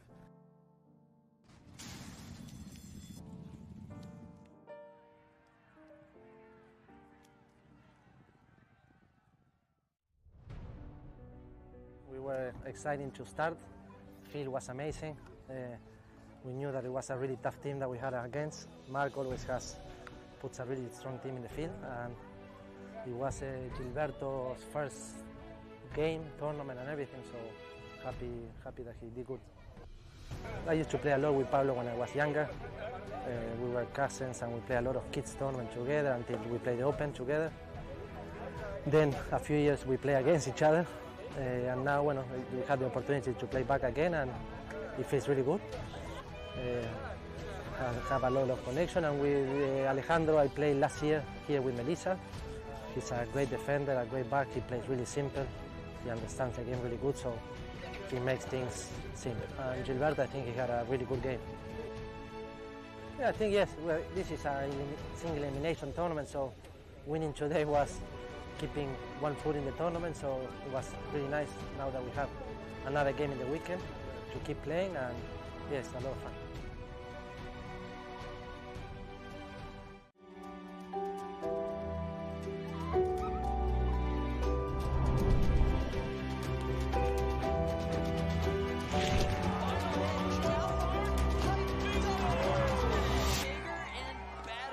My favorite part about ABSC is seeing all my friends. I have so many friends here at ABSC and USASA, and don't know what I would do without them. Just hanging out with my coach. Hanging out with my coach would be really fun too, but I just need friends too, you know? Everybody needs friends. ABSC is like a really fun place because you're gonna make jumps with friends and you're gonna ski a lot of places.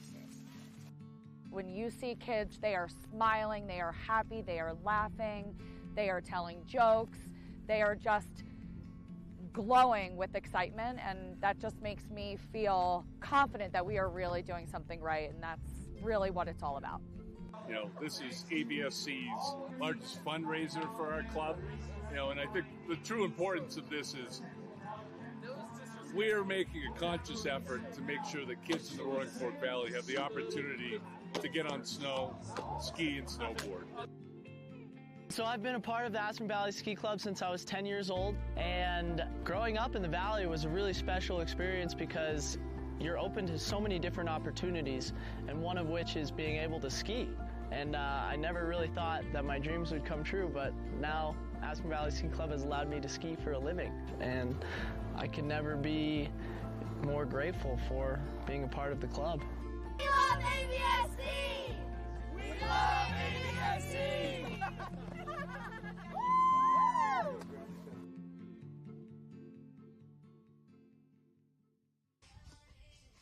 Yeah. Welcome back to CTV Sports. I'm Dale Schwetz. And I'm Jan Eric Frank. A very, very good afternoon to you. Yeah, what a day we got going on here at the Grand Champions Polo Club. Field number 1. And we are ready to go up here for our third chukker of play as our mounted officials are getting organized. And so looking for the rest of our team, players to get out on the field here yet. And, two very strong teams here. Two very strong teams indeed, but two unanswered chukkers here. One in chukker number 1 where Alison Paul scored 3 times. And then a single goal coming in from Alicia von Falkenhausen in the second chukker. Yeah, you got it. Juliana Tarazona, she's playing the number 1. And then we have Margot Buchanan playing the number 2. And then Avery Evans playing the number 3. And then Allison Poor playing number 4 on Avalon Farm. They're in the purple jerseys, if you're joining us. And Brookfield Farm, Sophia Doble playing number 1. Abigail Mackenzie playing number 2. Ava Road Hicks playing number 3. Melissa Von Falkenhausen. That's a good one for me. Yep. Von Falkenhausen. Von Falkenhausen. Yep. You said it. But she's been playing real good, Melissa. Playing there. She did the black helmet today. And, well, they have 1 goal, 3-1. But all 3 goals came in the first chukker. They were all on penalty shots for the Avalon team. So, this Brookfield team, if they just keep doing what they're doing here, there shouldn't be, any issues. They could come back. They have 1 goal from the field, and the Avalon team has not scored from the field yet. No, they haven't. And they scored they didn't score in the second chukker. So 1 unanswered goal by the Brookfield team, and we get back to the center, and away we go. And on the halfway line, let's see if they can turn that defense around quickly into another offensive play. Oh, what a great breakaway here. And look at that pony open up. Taking the ball downfield. And, the next lady. Oh, they're all trying to get a piece of it. Brookfield able to just contain it as they will turn it around. But the danger is not yet completely under wraps. There is the shot under the neck. And there is the little backhander, Juliana Tarazona, trying to send it back into the red zone. Alison Paul with a backhand shot as well. But Brookfield Farm, nicely picked up there by Sophia Doble. All 8 players now trying to open up that little cluster of players, and that ball, still, but only just in play now because over the back line. Let's have a look at the clock, Dales. We've got just under 5 minutes left on the score. Yeah, they took the one down. Avery Evans almost put that one in, and we will have a knock-in. And on the turn, looks like it's going to be picked up here by Ava Rose Hinkson. She'll take it down the road. She has Melissa in the rumble seat. They come together right there. Nice ride off by Juliana. Now they come across, and Margot gets a piece of it. Loose ball play, leaning way out of the saddle is going to be Ava Rose. And a nice play here. She keeps it moving. Ava Rose now goes to the tail shot. Backed up cleanly by Poor, and looking for a player, but backed up there by Sophia Doble. And now listen, on the breakaway, Juliana Tarazona. Dale, look at this. What a cracking goal here, ladies and gentlemen. Yeah, indeed. Put your hands together. Tarazona. And their first goal since the first chukker, and their first goal from the field. So great job there. Great goal. Yeah, she's giving her team some energy there as they come around back to the center. And it looks like it's going to be Melissa trying to get out of there. Poor gets a piece of it. And around they go. It's going to be cleaned up there and taken out by Sophia Doble. Sophia overrides. Turned in by Tarazona. Now they come back together. Ava Rose, Hinkson, she'll turn it back. Good control here on the black pony with the bald face. Nice run here by Ava Rose Hinkson. They'll all fall into place here as they get a run as Abigail gets a piece of it. And here comes Brookfield as they're working it down. We get a whistle on the play. They'll stop the clock with 3:36 left here in our third checker play.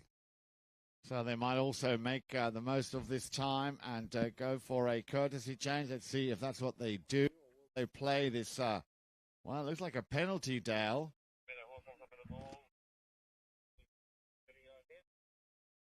So you are getting an open goal penalty here. Penalty 2 from 30 yards out.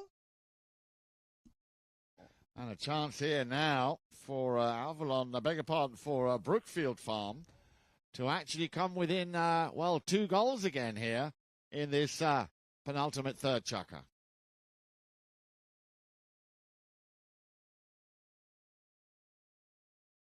And it just runs a little bit short as that was on the right direction. And just bad luck there, Ava Rose. Hinkson took the shot at. Just a little light. Yeah, the late live. Nice shot. It was on line, just a little bit light. So they're going to line them up here. Is that ball where the ball stopped? That's where they'll bring it into play. And it's going to be poor to put that one way out in front. And look at this. They're going to open them up right here as on the move. They are flying as Avery Evans gets out in front, pulling the team. Now they drop in. Juliana Tarazona, she gets it going. Tarazona once again. Now they leave it right in front. Yeah, they've done well here. They got a very, very lucky here, or I should say Avalon a little bit unlucky, not able to finish that play, but they're coming back strong to try and regain possession. You can see there Juliana Tarazona working very hard, leaves it now for Paul. Oh, she reaches, couldn't control it, left it now for Evans, Avery Evans. Straight down the middle. She's got Juliana Tarazona up in front. They'll do the rotation. Still Evans. And she tries to take it round that bend. Leaves it behind for Paul. Couldn't control it. And on the breakaway now, Brookfield. Yeah, on the move on the far side. And they're going to keep it going. No, nice ride off there by Poor. Hinkson comes by, overrides. Everybody's grabbing leather to turn around the far side. And Tarazona, she'll get it moving. Avery Evans now is going to backed up cleanly by Hinkson. Ava Rose moved along by Poor. And loose ball play. And they'll leave it right there in the center as they take it up and picked up again by Margot. Buchanan's going to get in the middle of it. Now taken around by Melissa. Left in there and around the corner they will go as Tarazona takes it forward, then goes for the back shot. Hinkson will hit it back up. That ball passes her boot. So that's a clean ball. Good non-call by the mountain officials. Look at this turn by Juliana Tarazona. Nice ball control. Now they come together, and this game's starting to open up here in the third chukker. We click down to 120. Oh, yeah, but Dale, they still need goals. That's what wins games and tournaments. I know you keep saying the defense, of course, which is an integral part of that. But at the moment, with a minute left to play, or a little over a minute left to play, Brookfield Farm, and they've been working very hard, but they do need to start putting that ball between the uprights. I do agree, as it's been a defensive battle here. And with the 4-1 lead, that's that's what we kind of saw in our first game in our open final. But here we go, another open play. They try to break loose there. Get ready for your 30-second warning horn if you're here at the stadium, as Hinkson The Rose will turn it around. Poor leaves it, and we get a whistle on the play. Now stop the clock. 33 seconds on the clock, to be precise. And it looks like we have a spot hit here for Avalon Farm on the turning call. Or actually against Avalon. I apologize. So it'll be from the spot for Brookfield. And an opportunity here with 33 seconds. And about 120 from goal. So here we go. Nice deep ball, but look at that, Alison Paul. She saw it coming, and she will clear it, take it out towards the boards, and she will work the clock. We're down to 20 seconds left to play. They will go and change ponies, of course, to come back out for the fourth and final chukker. And as Dale was saying a little bit earlier on, we will, of course, have the extended prize presentation where we will honor the MVP and, of course, the runners-up and the winners. And also of this game, the best playing pony. Here we have the horn then. That will be it. Give me a little round of applause, ladies and gentlemen. 4 goals to 1. We have one more chukker to play when we come back. Stay with us here on CTV Sports.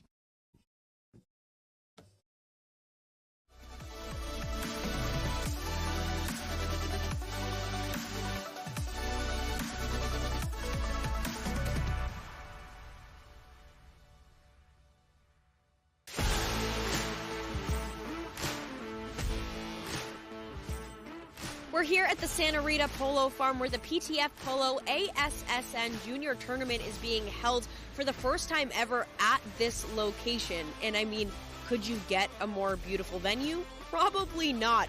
The tournament includes players of all ages, starting with the youngest at just 2 years old and the oldest at 20 years old. So you've got all ages, all skill levels, and a whole lot of fun. Let's go check it out.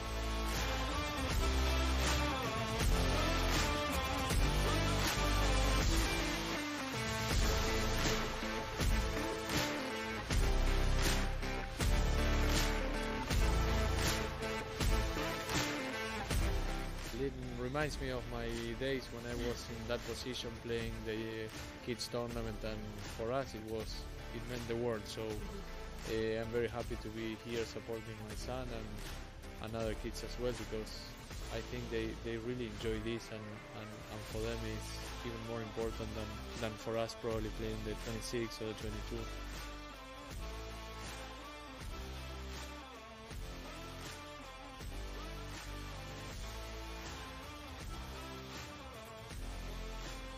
Well, that's a wrap on the PTF Polo ASSN Juniors Tournament at the Santa Rita Polo Farm. So much incredible talent coming up through the ranks. The future is certainly bright for the sport of polo. Now, for more information on the PTF, head to polotraining.org. And, of course, head to Chukker TV for all of our awesome content, including full game broadcasts. Welcome back, everybody. Once again, a very warm welcome. Grand Champions Polo Club. We are about to play the fourth and final chukker of the WCT 8-goal final. The Stanley Hale Memorial, of course, part and parcel, as the two teams, Avalon Farm in the purple against Brookfield Farm in the black and green. And as Dale, my co-commentator, was just saying, it's been a very much a defensive battle. So far, we had a cracking first chukker from Avalon Farm where Alison Paul, the young lady in the pink helmet there, or the red helmet, I should say, playing the number 4 position with the purple shirts, of course. Avalon in purple, Brookfield Farm in black and green, scoring a hat-trick, open goal penalty 3s and an open goal penalty 2. And then there was no score in the second chukker. It took all of nearly the final third chukker until Juliana Tarazona picked up her first goal. And so far, just the one goal from Melissa van Kenhausen for Brookfield Farm, who scored in the second chukker.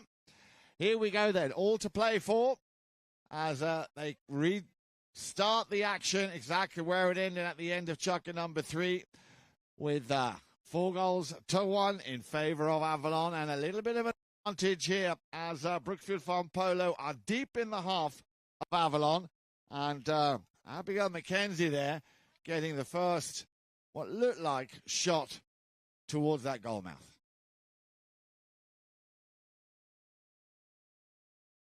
Ball is still in motion.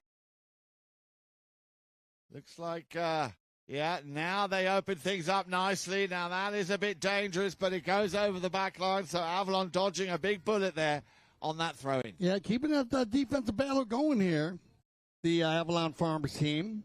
And it seemed to be working out for them, man.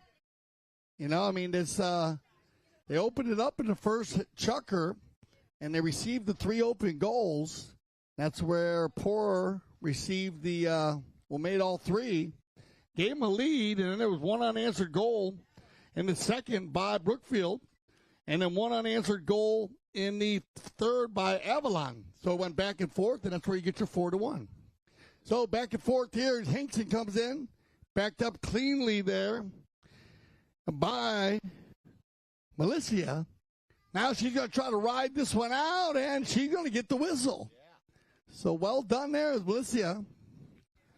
Van Valkenhausen did a great job of backing the ball, then turning onto it to get her own back shot and ride it out and catch them on the turn. So you will get an open goal penalty too, and now an opportunity to get this game within 2 goals with 6 minutes left in the chukker. So, mucho tiempo. Indeed, and a quick goal now, Dale, would, I'm sure, do the team very, very well. It would motivate them. It would set them up to come back to the halfway line as quickly as possible, win another throw-in, as you said, plenty of time, and that one will go through. Cracking goal. Put your hands together, ladies and gentlemen.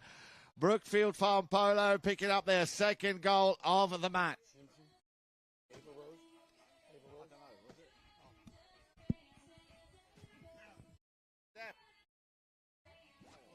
So Melissa, well done, Melissa. She actually, she backed the ball.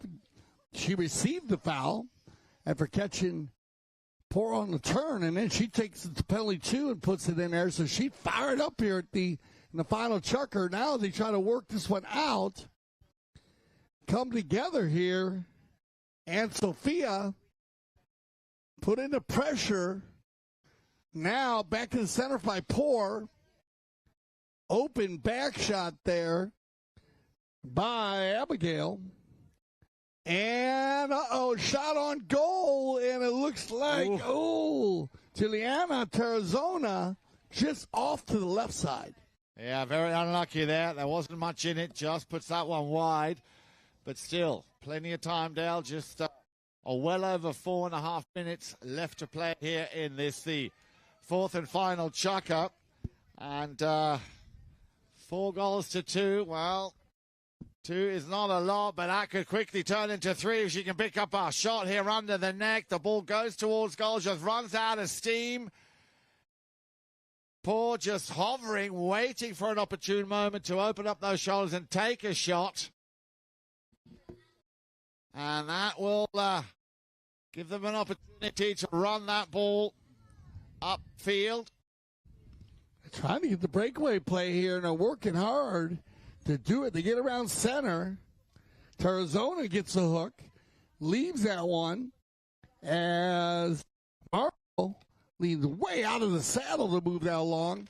Now it gets picked up by Avery. Evans with a nice play. Now the Avalon Farm team working very well together. 1, 2, 3, 4 combination. Shot on goal. Great back shot there by Sophia.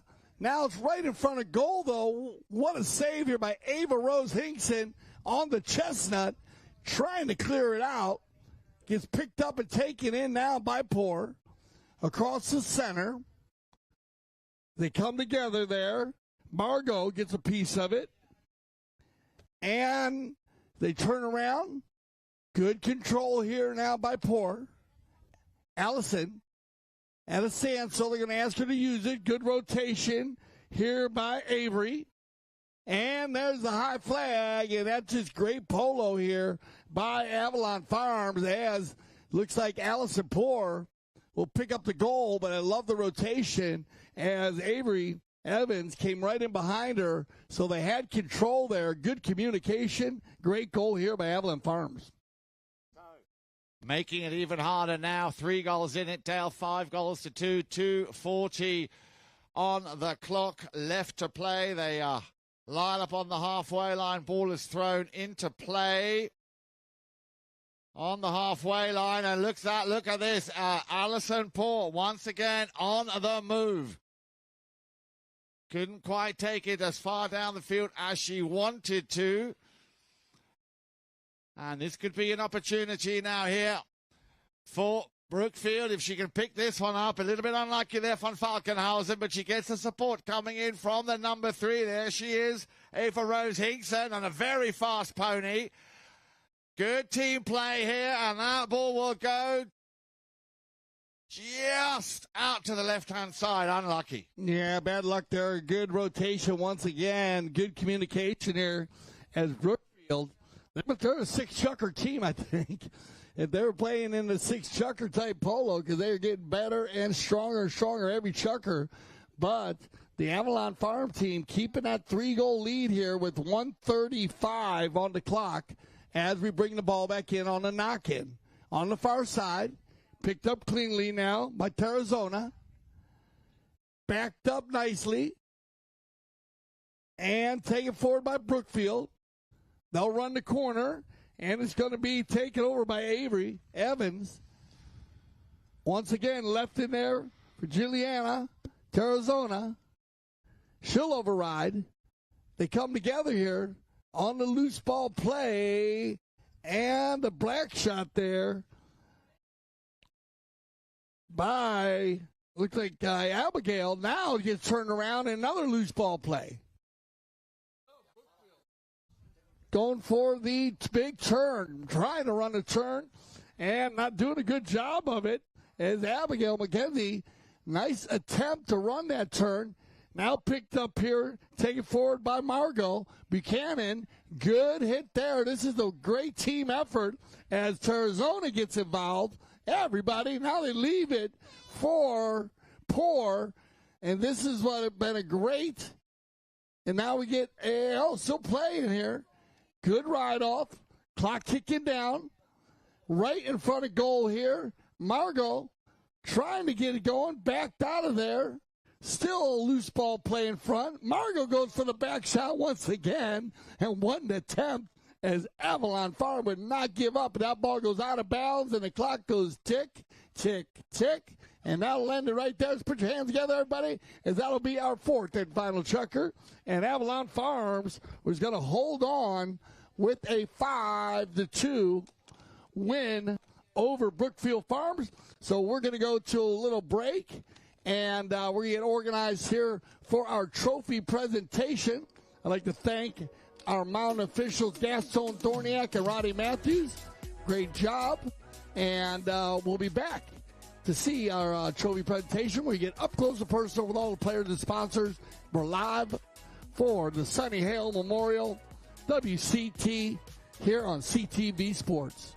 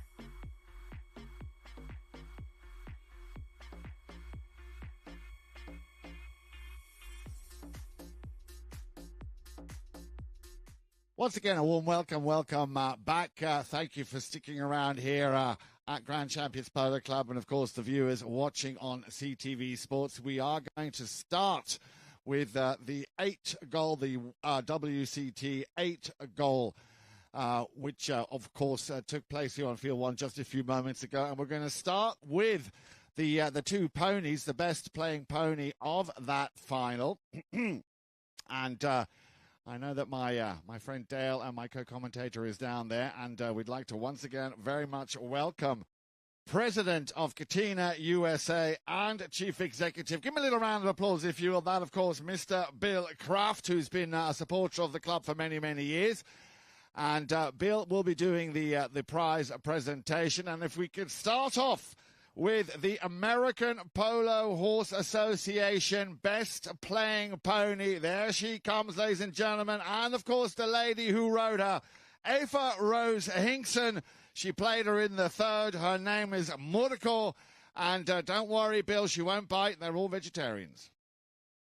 And, ladies and gentlemen, on behalf of all the ponies, please, a big round of applause. This Murko American Polo Horse Association Best Playing Pony of the WCT 8-goal. And we have a second horse that I'd like you to also give your appreciation and applause for, the WCT Grand Champions Polo Club Best Playing Pony. Her name is Malibu. There she is. She was ridden and is owned by Alison Moore, and she rode her in the second chukker. Please, a round of applause for Malibu.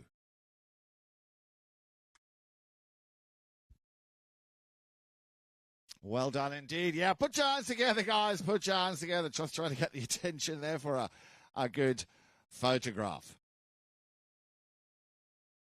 Thank you, Mr. Bill Kraft, of course. Right, I think we got that. That's a wrap. Thank you very much. And I think we should give all the other grooms a bit of love, ladies and gentlemen. Put your hands together for all the grooms turning out these ponies day in, day out, looking after them 365 days of the year. Now then, if we could have all the players, please, all the ladies, if we could have you up on the podium. We're going to start off, of course, with the WCT 8-goal. Avalon Farm, please, and Brookfield Farm, if we could have there on the podium, please, ladies.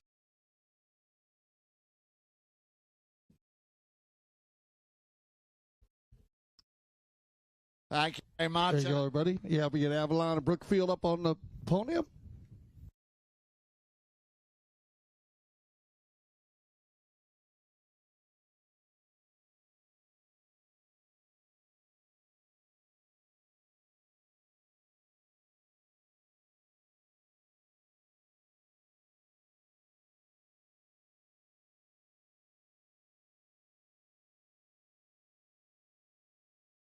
Right.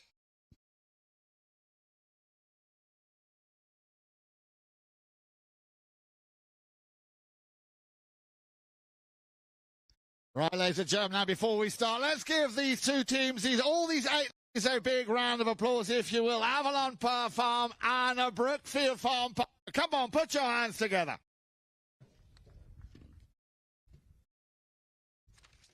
So we are going to start, and let me call out the names with the runners-up. A Brookfield Farm Polo, please step forward and get your round of applause. Sophia Doble. Oh, Sophia.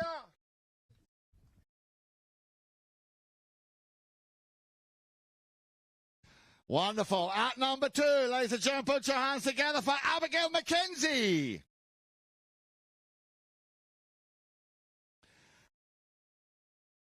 Then at number 3, ladies and gentlemen, Ava Rose Hinkson.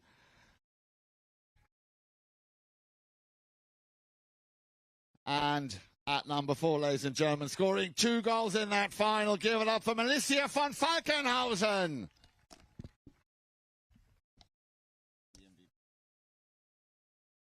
And now over to the winners of the WCT 8-goal final 2023. Avalon Farm, ladies and gentlemen, put your hands together and please step forward. Juliana Tarazona.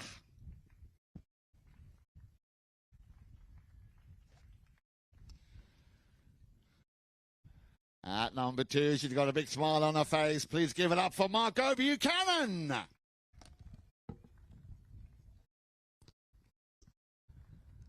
And then, of course, at number 3, ladies and gentlemen, Avery Evans. Do you please step forward? There she is, Avery Evans. And, of course, how can we forget her? A hat-trick in that first chucker. Please give it up for Alison Paul.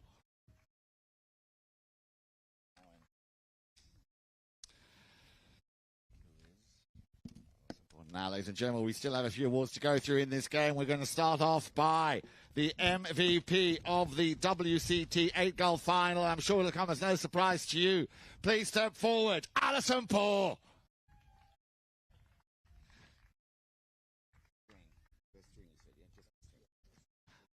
And then there you are, wonderful once again, ladies and gentlemen. A big round of applause. Alison Paul, a hat-trick in the first and a goal in the fourth chucker, scoring a total of 4 goals. Now, we also have an award for the best string, and that award goes to Ava Rose Hinkson.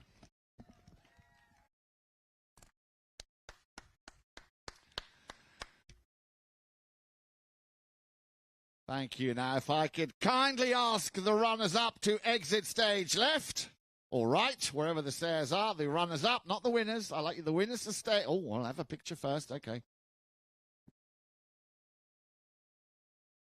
Thank you very much indeed. So, if Brookfield Farm could exit stage left and Avalon Farm Polo, please stay in the podium, and maybe Bill Craft, you might want to go in the middle, in between the two. No, Avalon, you stay. Stay up there, Avalon, you guys stay up there.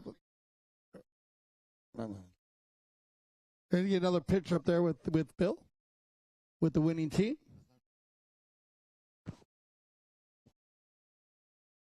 All right, Bill, get in the middle there, Bill. Yeah, in the right middle. In the middle there, Bill.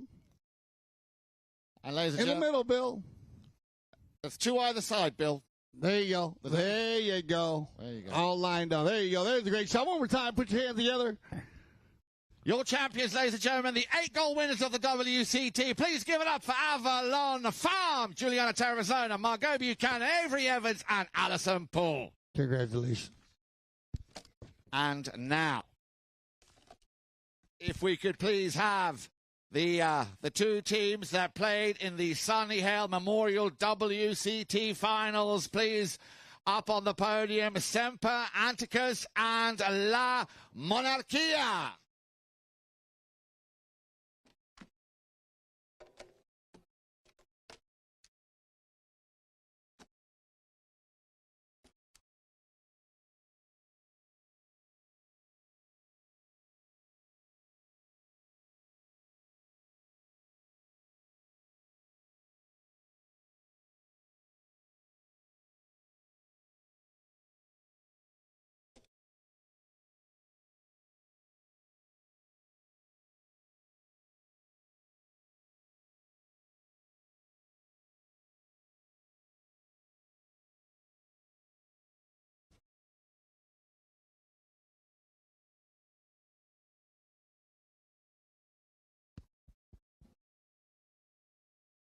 So, ladies and gentlemen, let's go. Let's give another round of applause here. They played a cracking game this morning. Remember, it started at 10 o'clock, and I have a round of applause, please, for Semper Anticus and La Monarchia. And we are going to start again with the runners-up, ladies and gentlemen.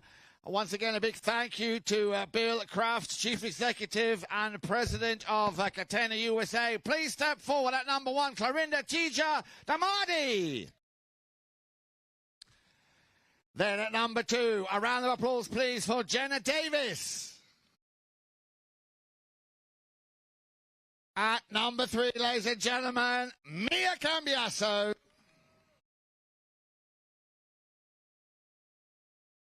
And the 10-goaler, that is Nina Clarkin. Well done, Nina.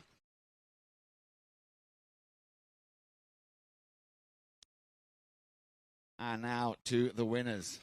The Sunny Hale Memorial WCT Championship Finals. What a cracking game we saw this morning. La Monarchia, please step forward. Megan Manube.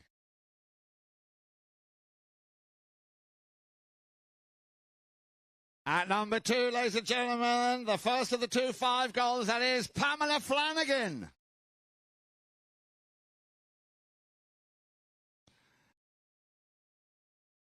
At number 3, please give it up. She scored twice, the one and only 10-goaler, that is Hazel Jackson. Well done, Hazel.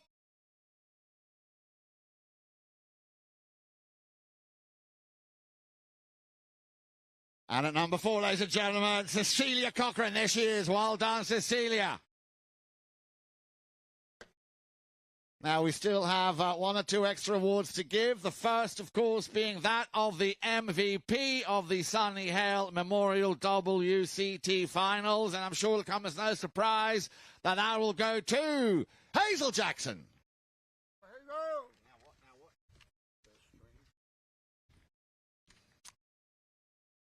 Well done, Hazel. And then, of course, also the award for the best string, ladies and gentlemen, the best string of ponies. That goes to Mia Cambiasso.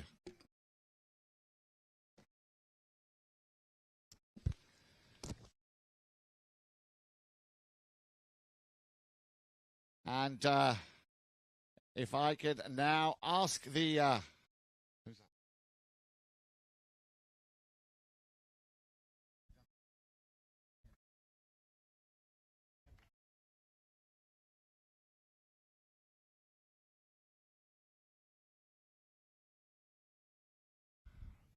Right, thank you very much. If we could just have one group photograph for both teams and then have the runners-up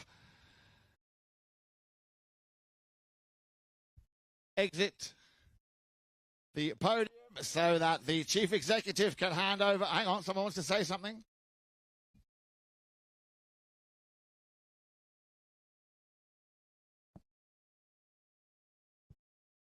Thank you very much indeed. Yes, very kind indeed there. Thank you. Lovely words there from Cecilia Cochran. Now then, the moment I'm sure many of you have been waiting for, the presentation of that beautiful Sunny Hale Memorial Trophy. Ladies and gentlemen, once again, put your hands together for La Monarchia, Megan Manube, Pamela Flanagan, Hazel Jackson, and Cecilia Cochran. Yeah.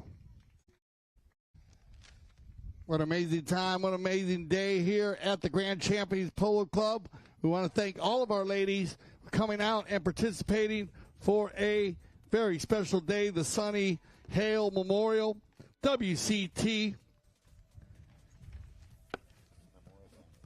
Memorial Final and our WCT Memorial Final 8-goal. And one more picture right here with our champions. And once again, thank you, Bill. As always, great job. And Katina watches. And there they are. One more time, put your hands together for our final. And until next year, once again, because this is such a special time for us here at the Grand Champions Polo Club, so we want to thank everyone for coming out and supporting our Sunny Hale Memorial WCT Finals. And for Jan Erik Frank, I'm Dale Schwetz, and I speak for everyone here at CTV Sports. I say thank you for making us the leaders in polo broadcasting. And before we cut out, we're going to have one more shot right here of Melissa Gansey and the team to get a great shot before our final with the trophy. Once again, Melissa Gansey, Melly, we love you.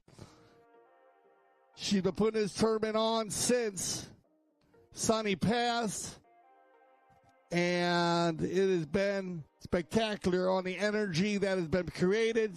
So much positive energy. Once again, everybody, what a great shot right there. Once again, thank you, Mele. And remember, everybody, when you see a tournament like this and these memorials, especially for such a wonderful lady, Sunny Hale, you know why here at CTV Sports we always say we love the polo.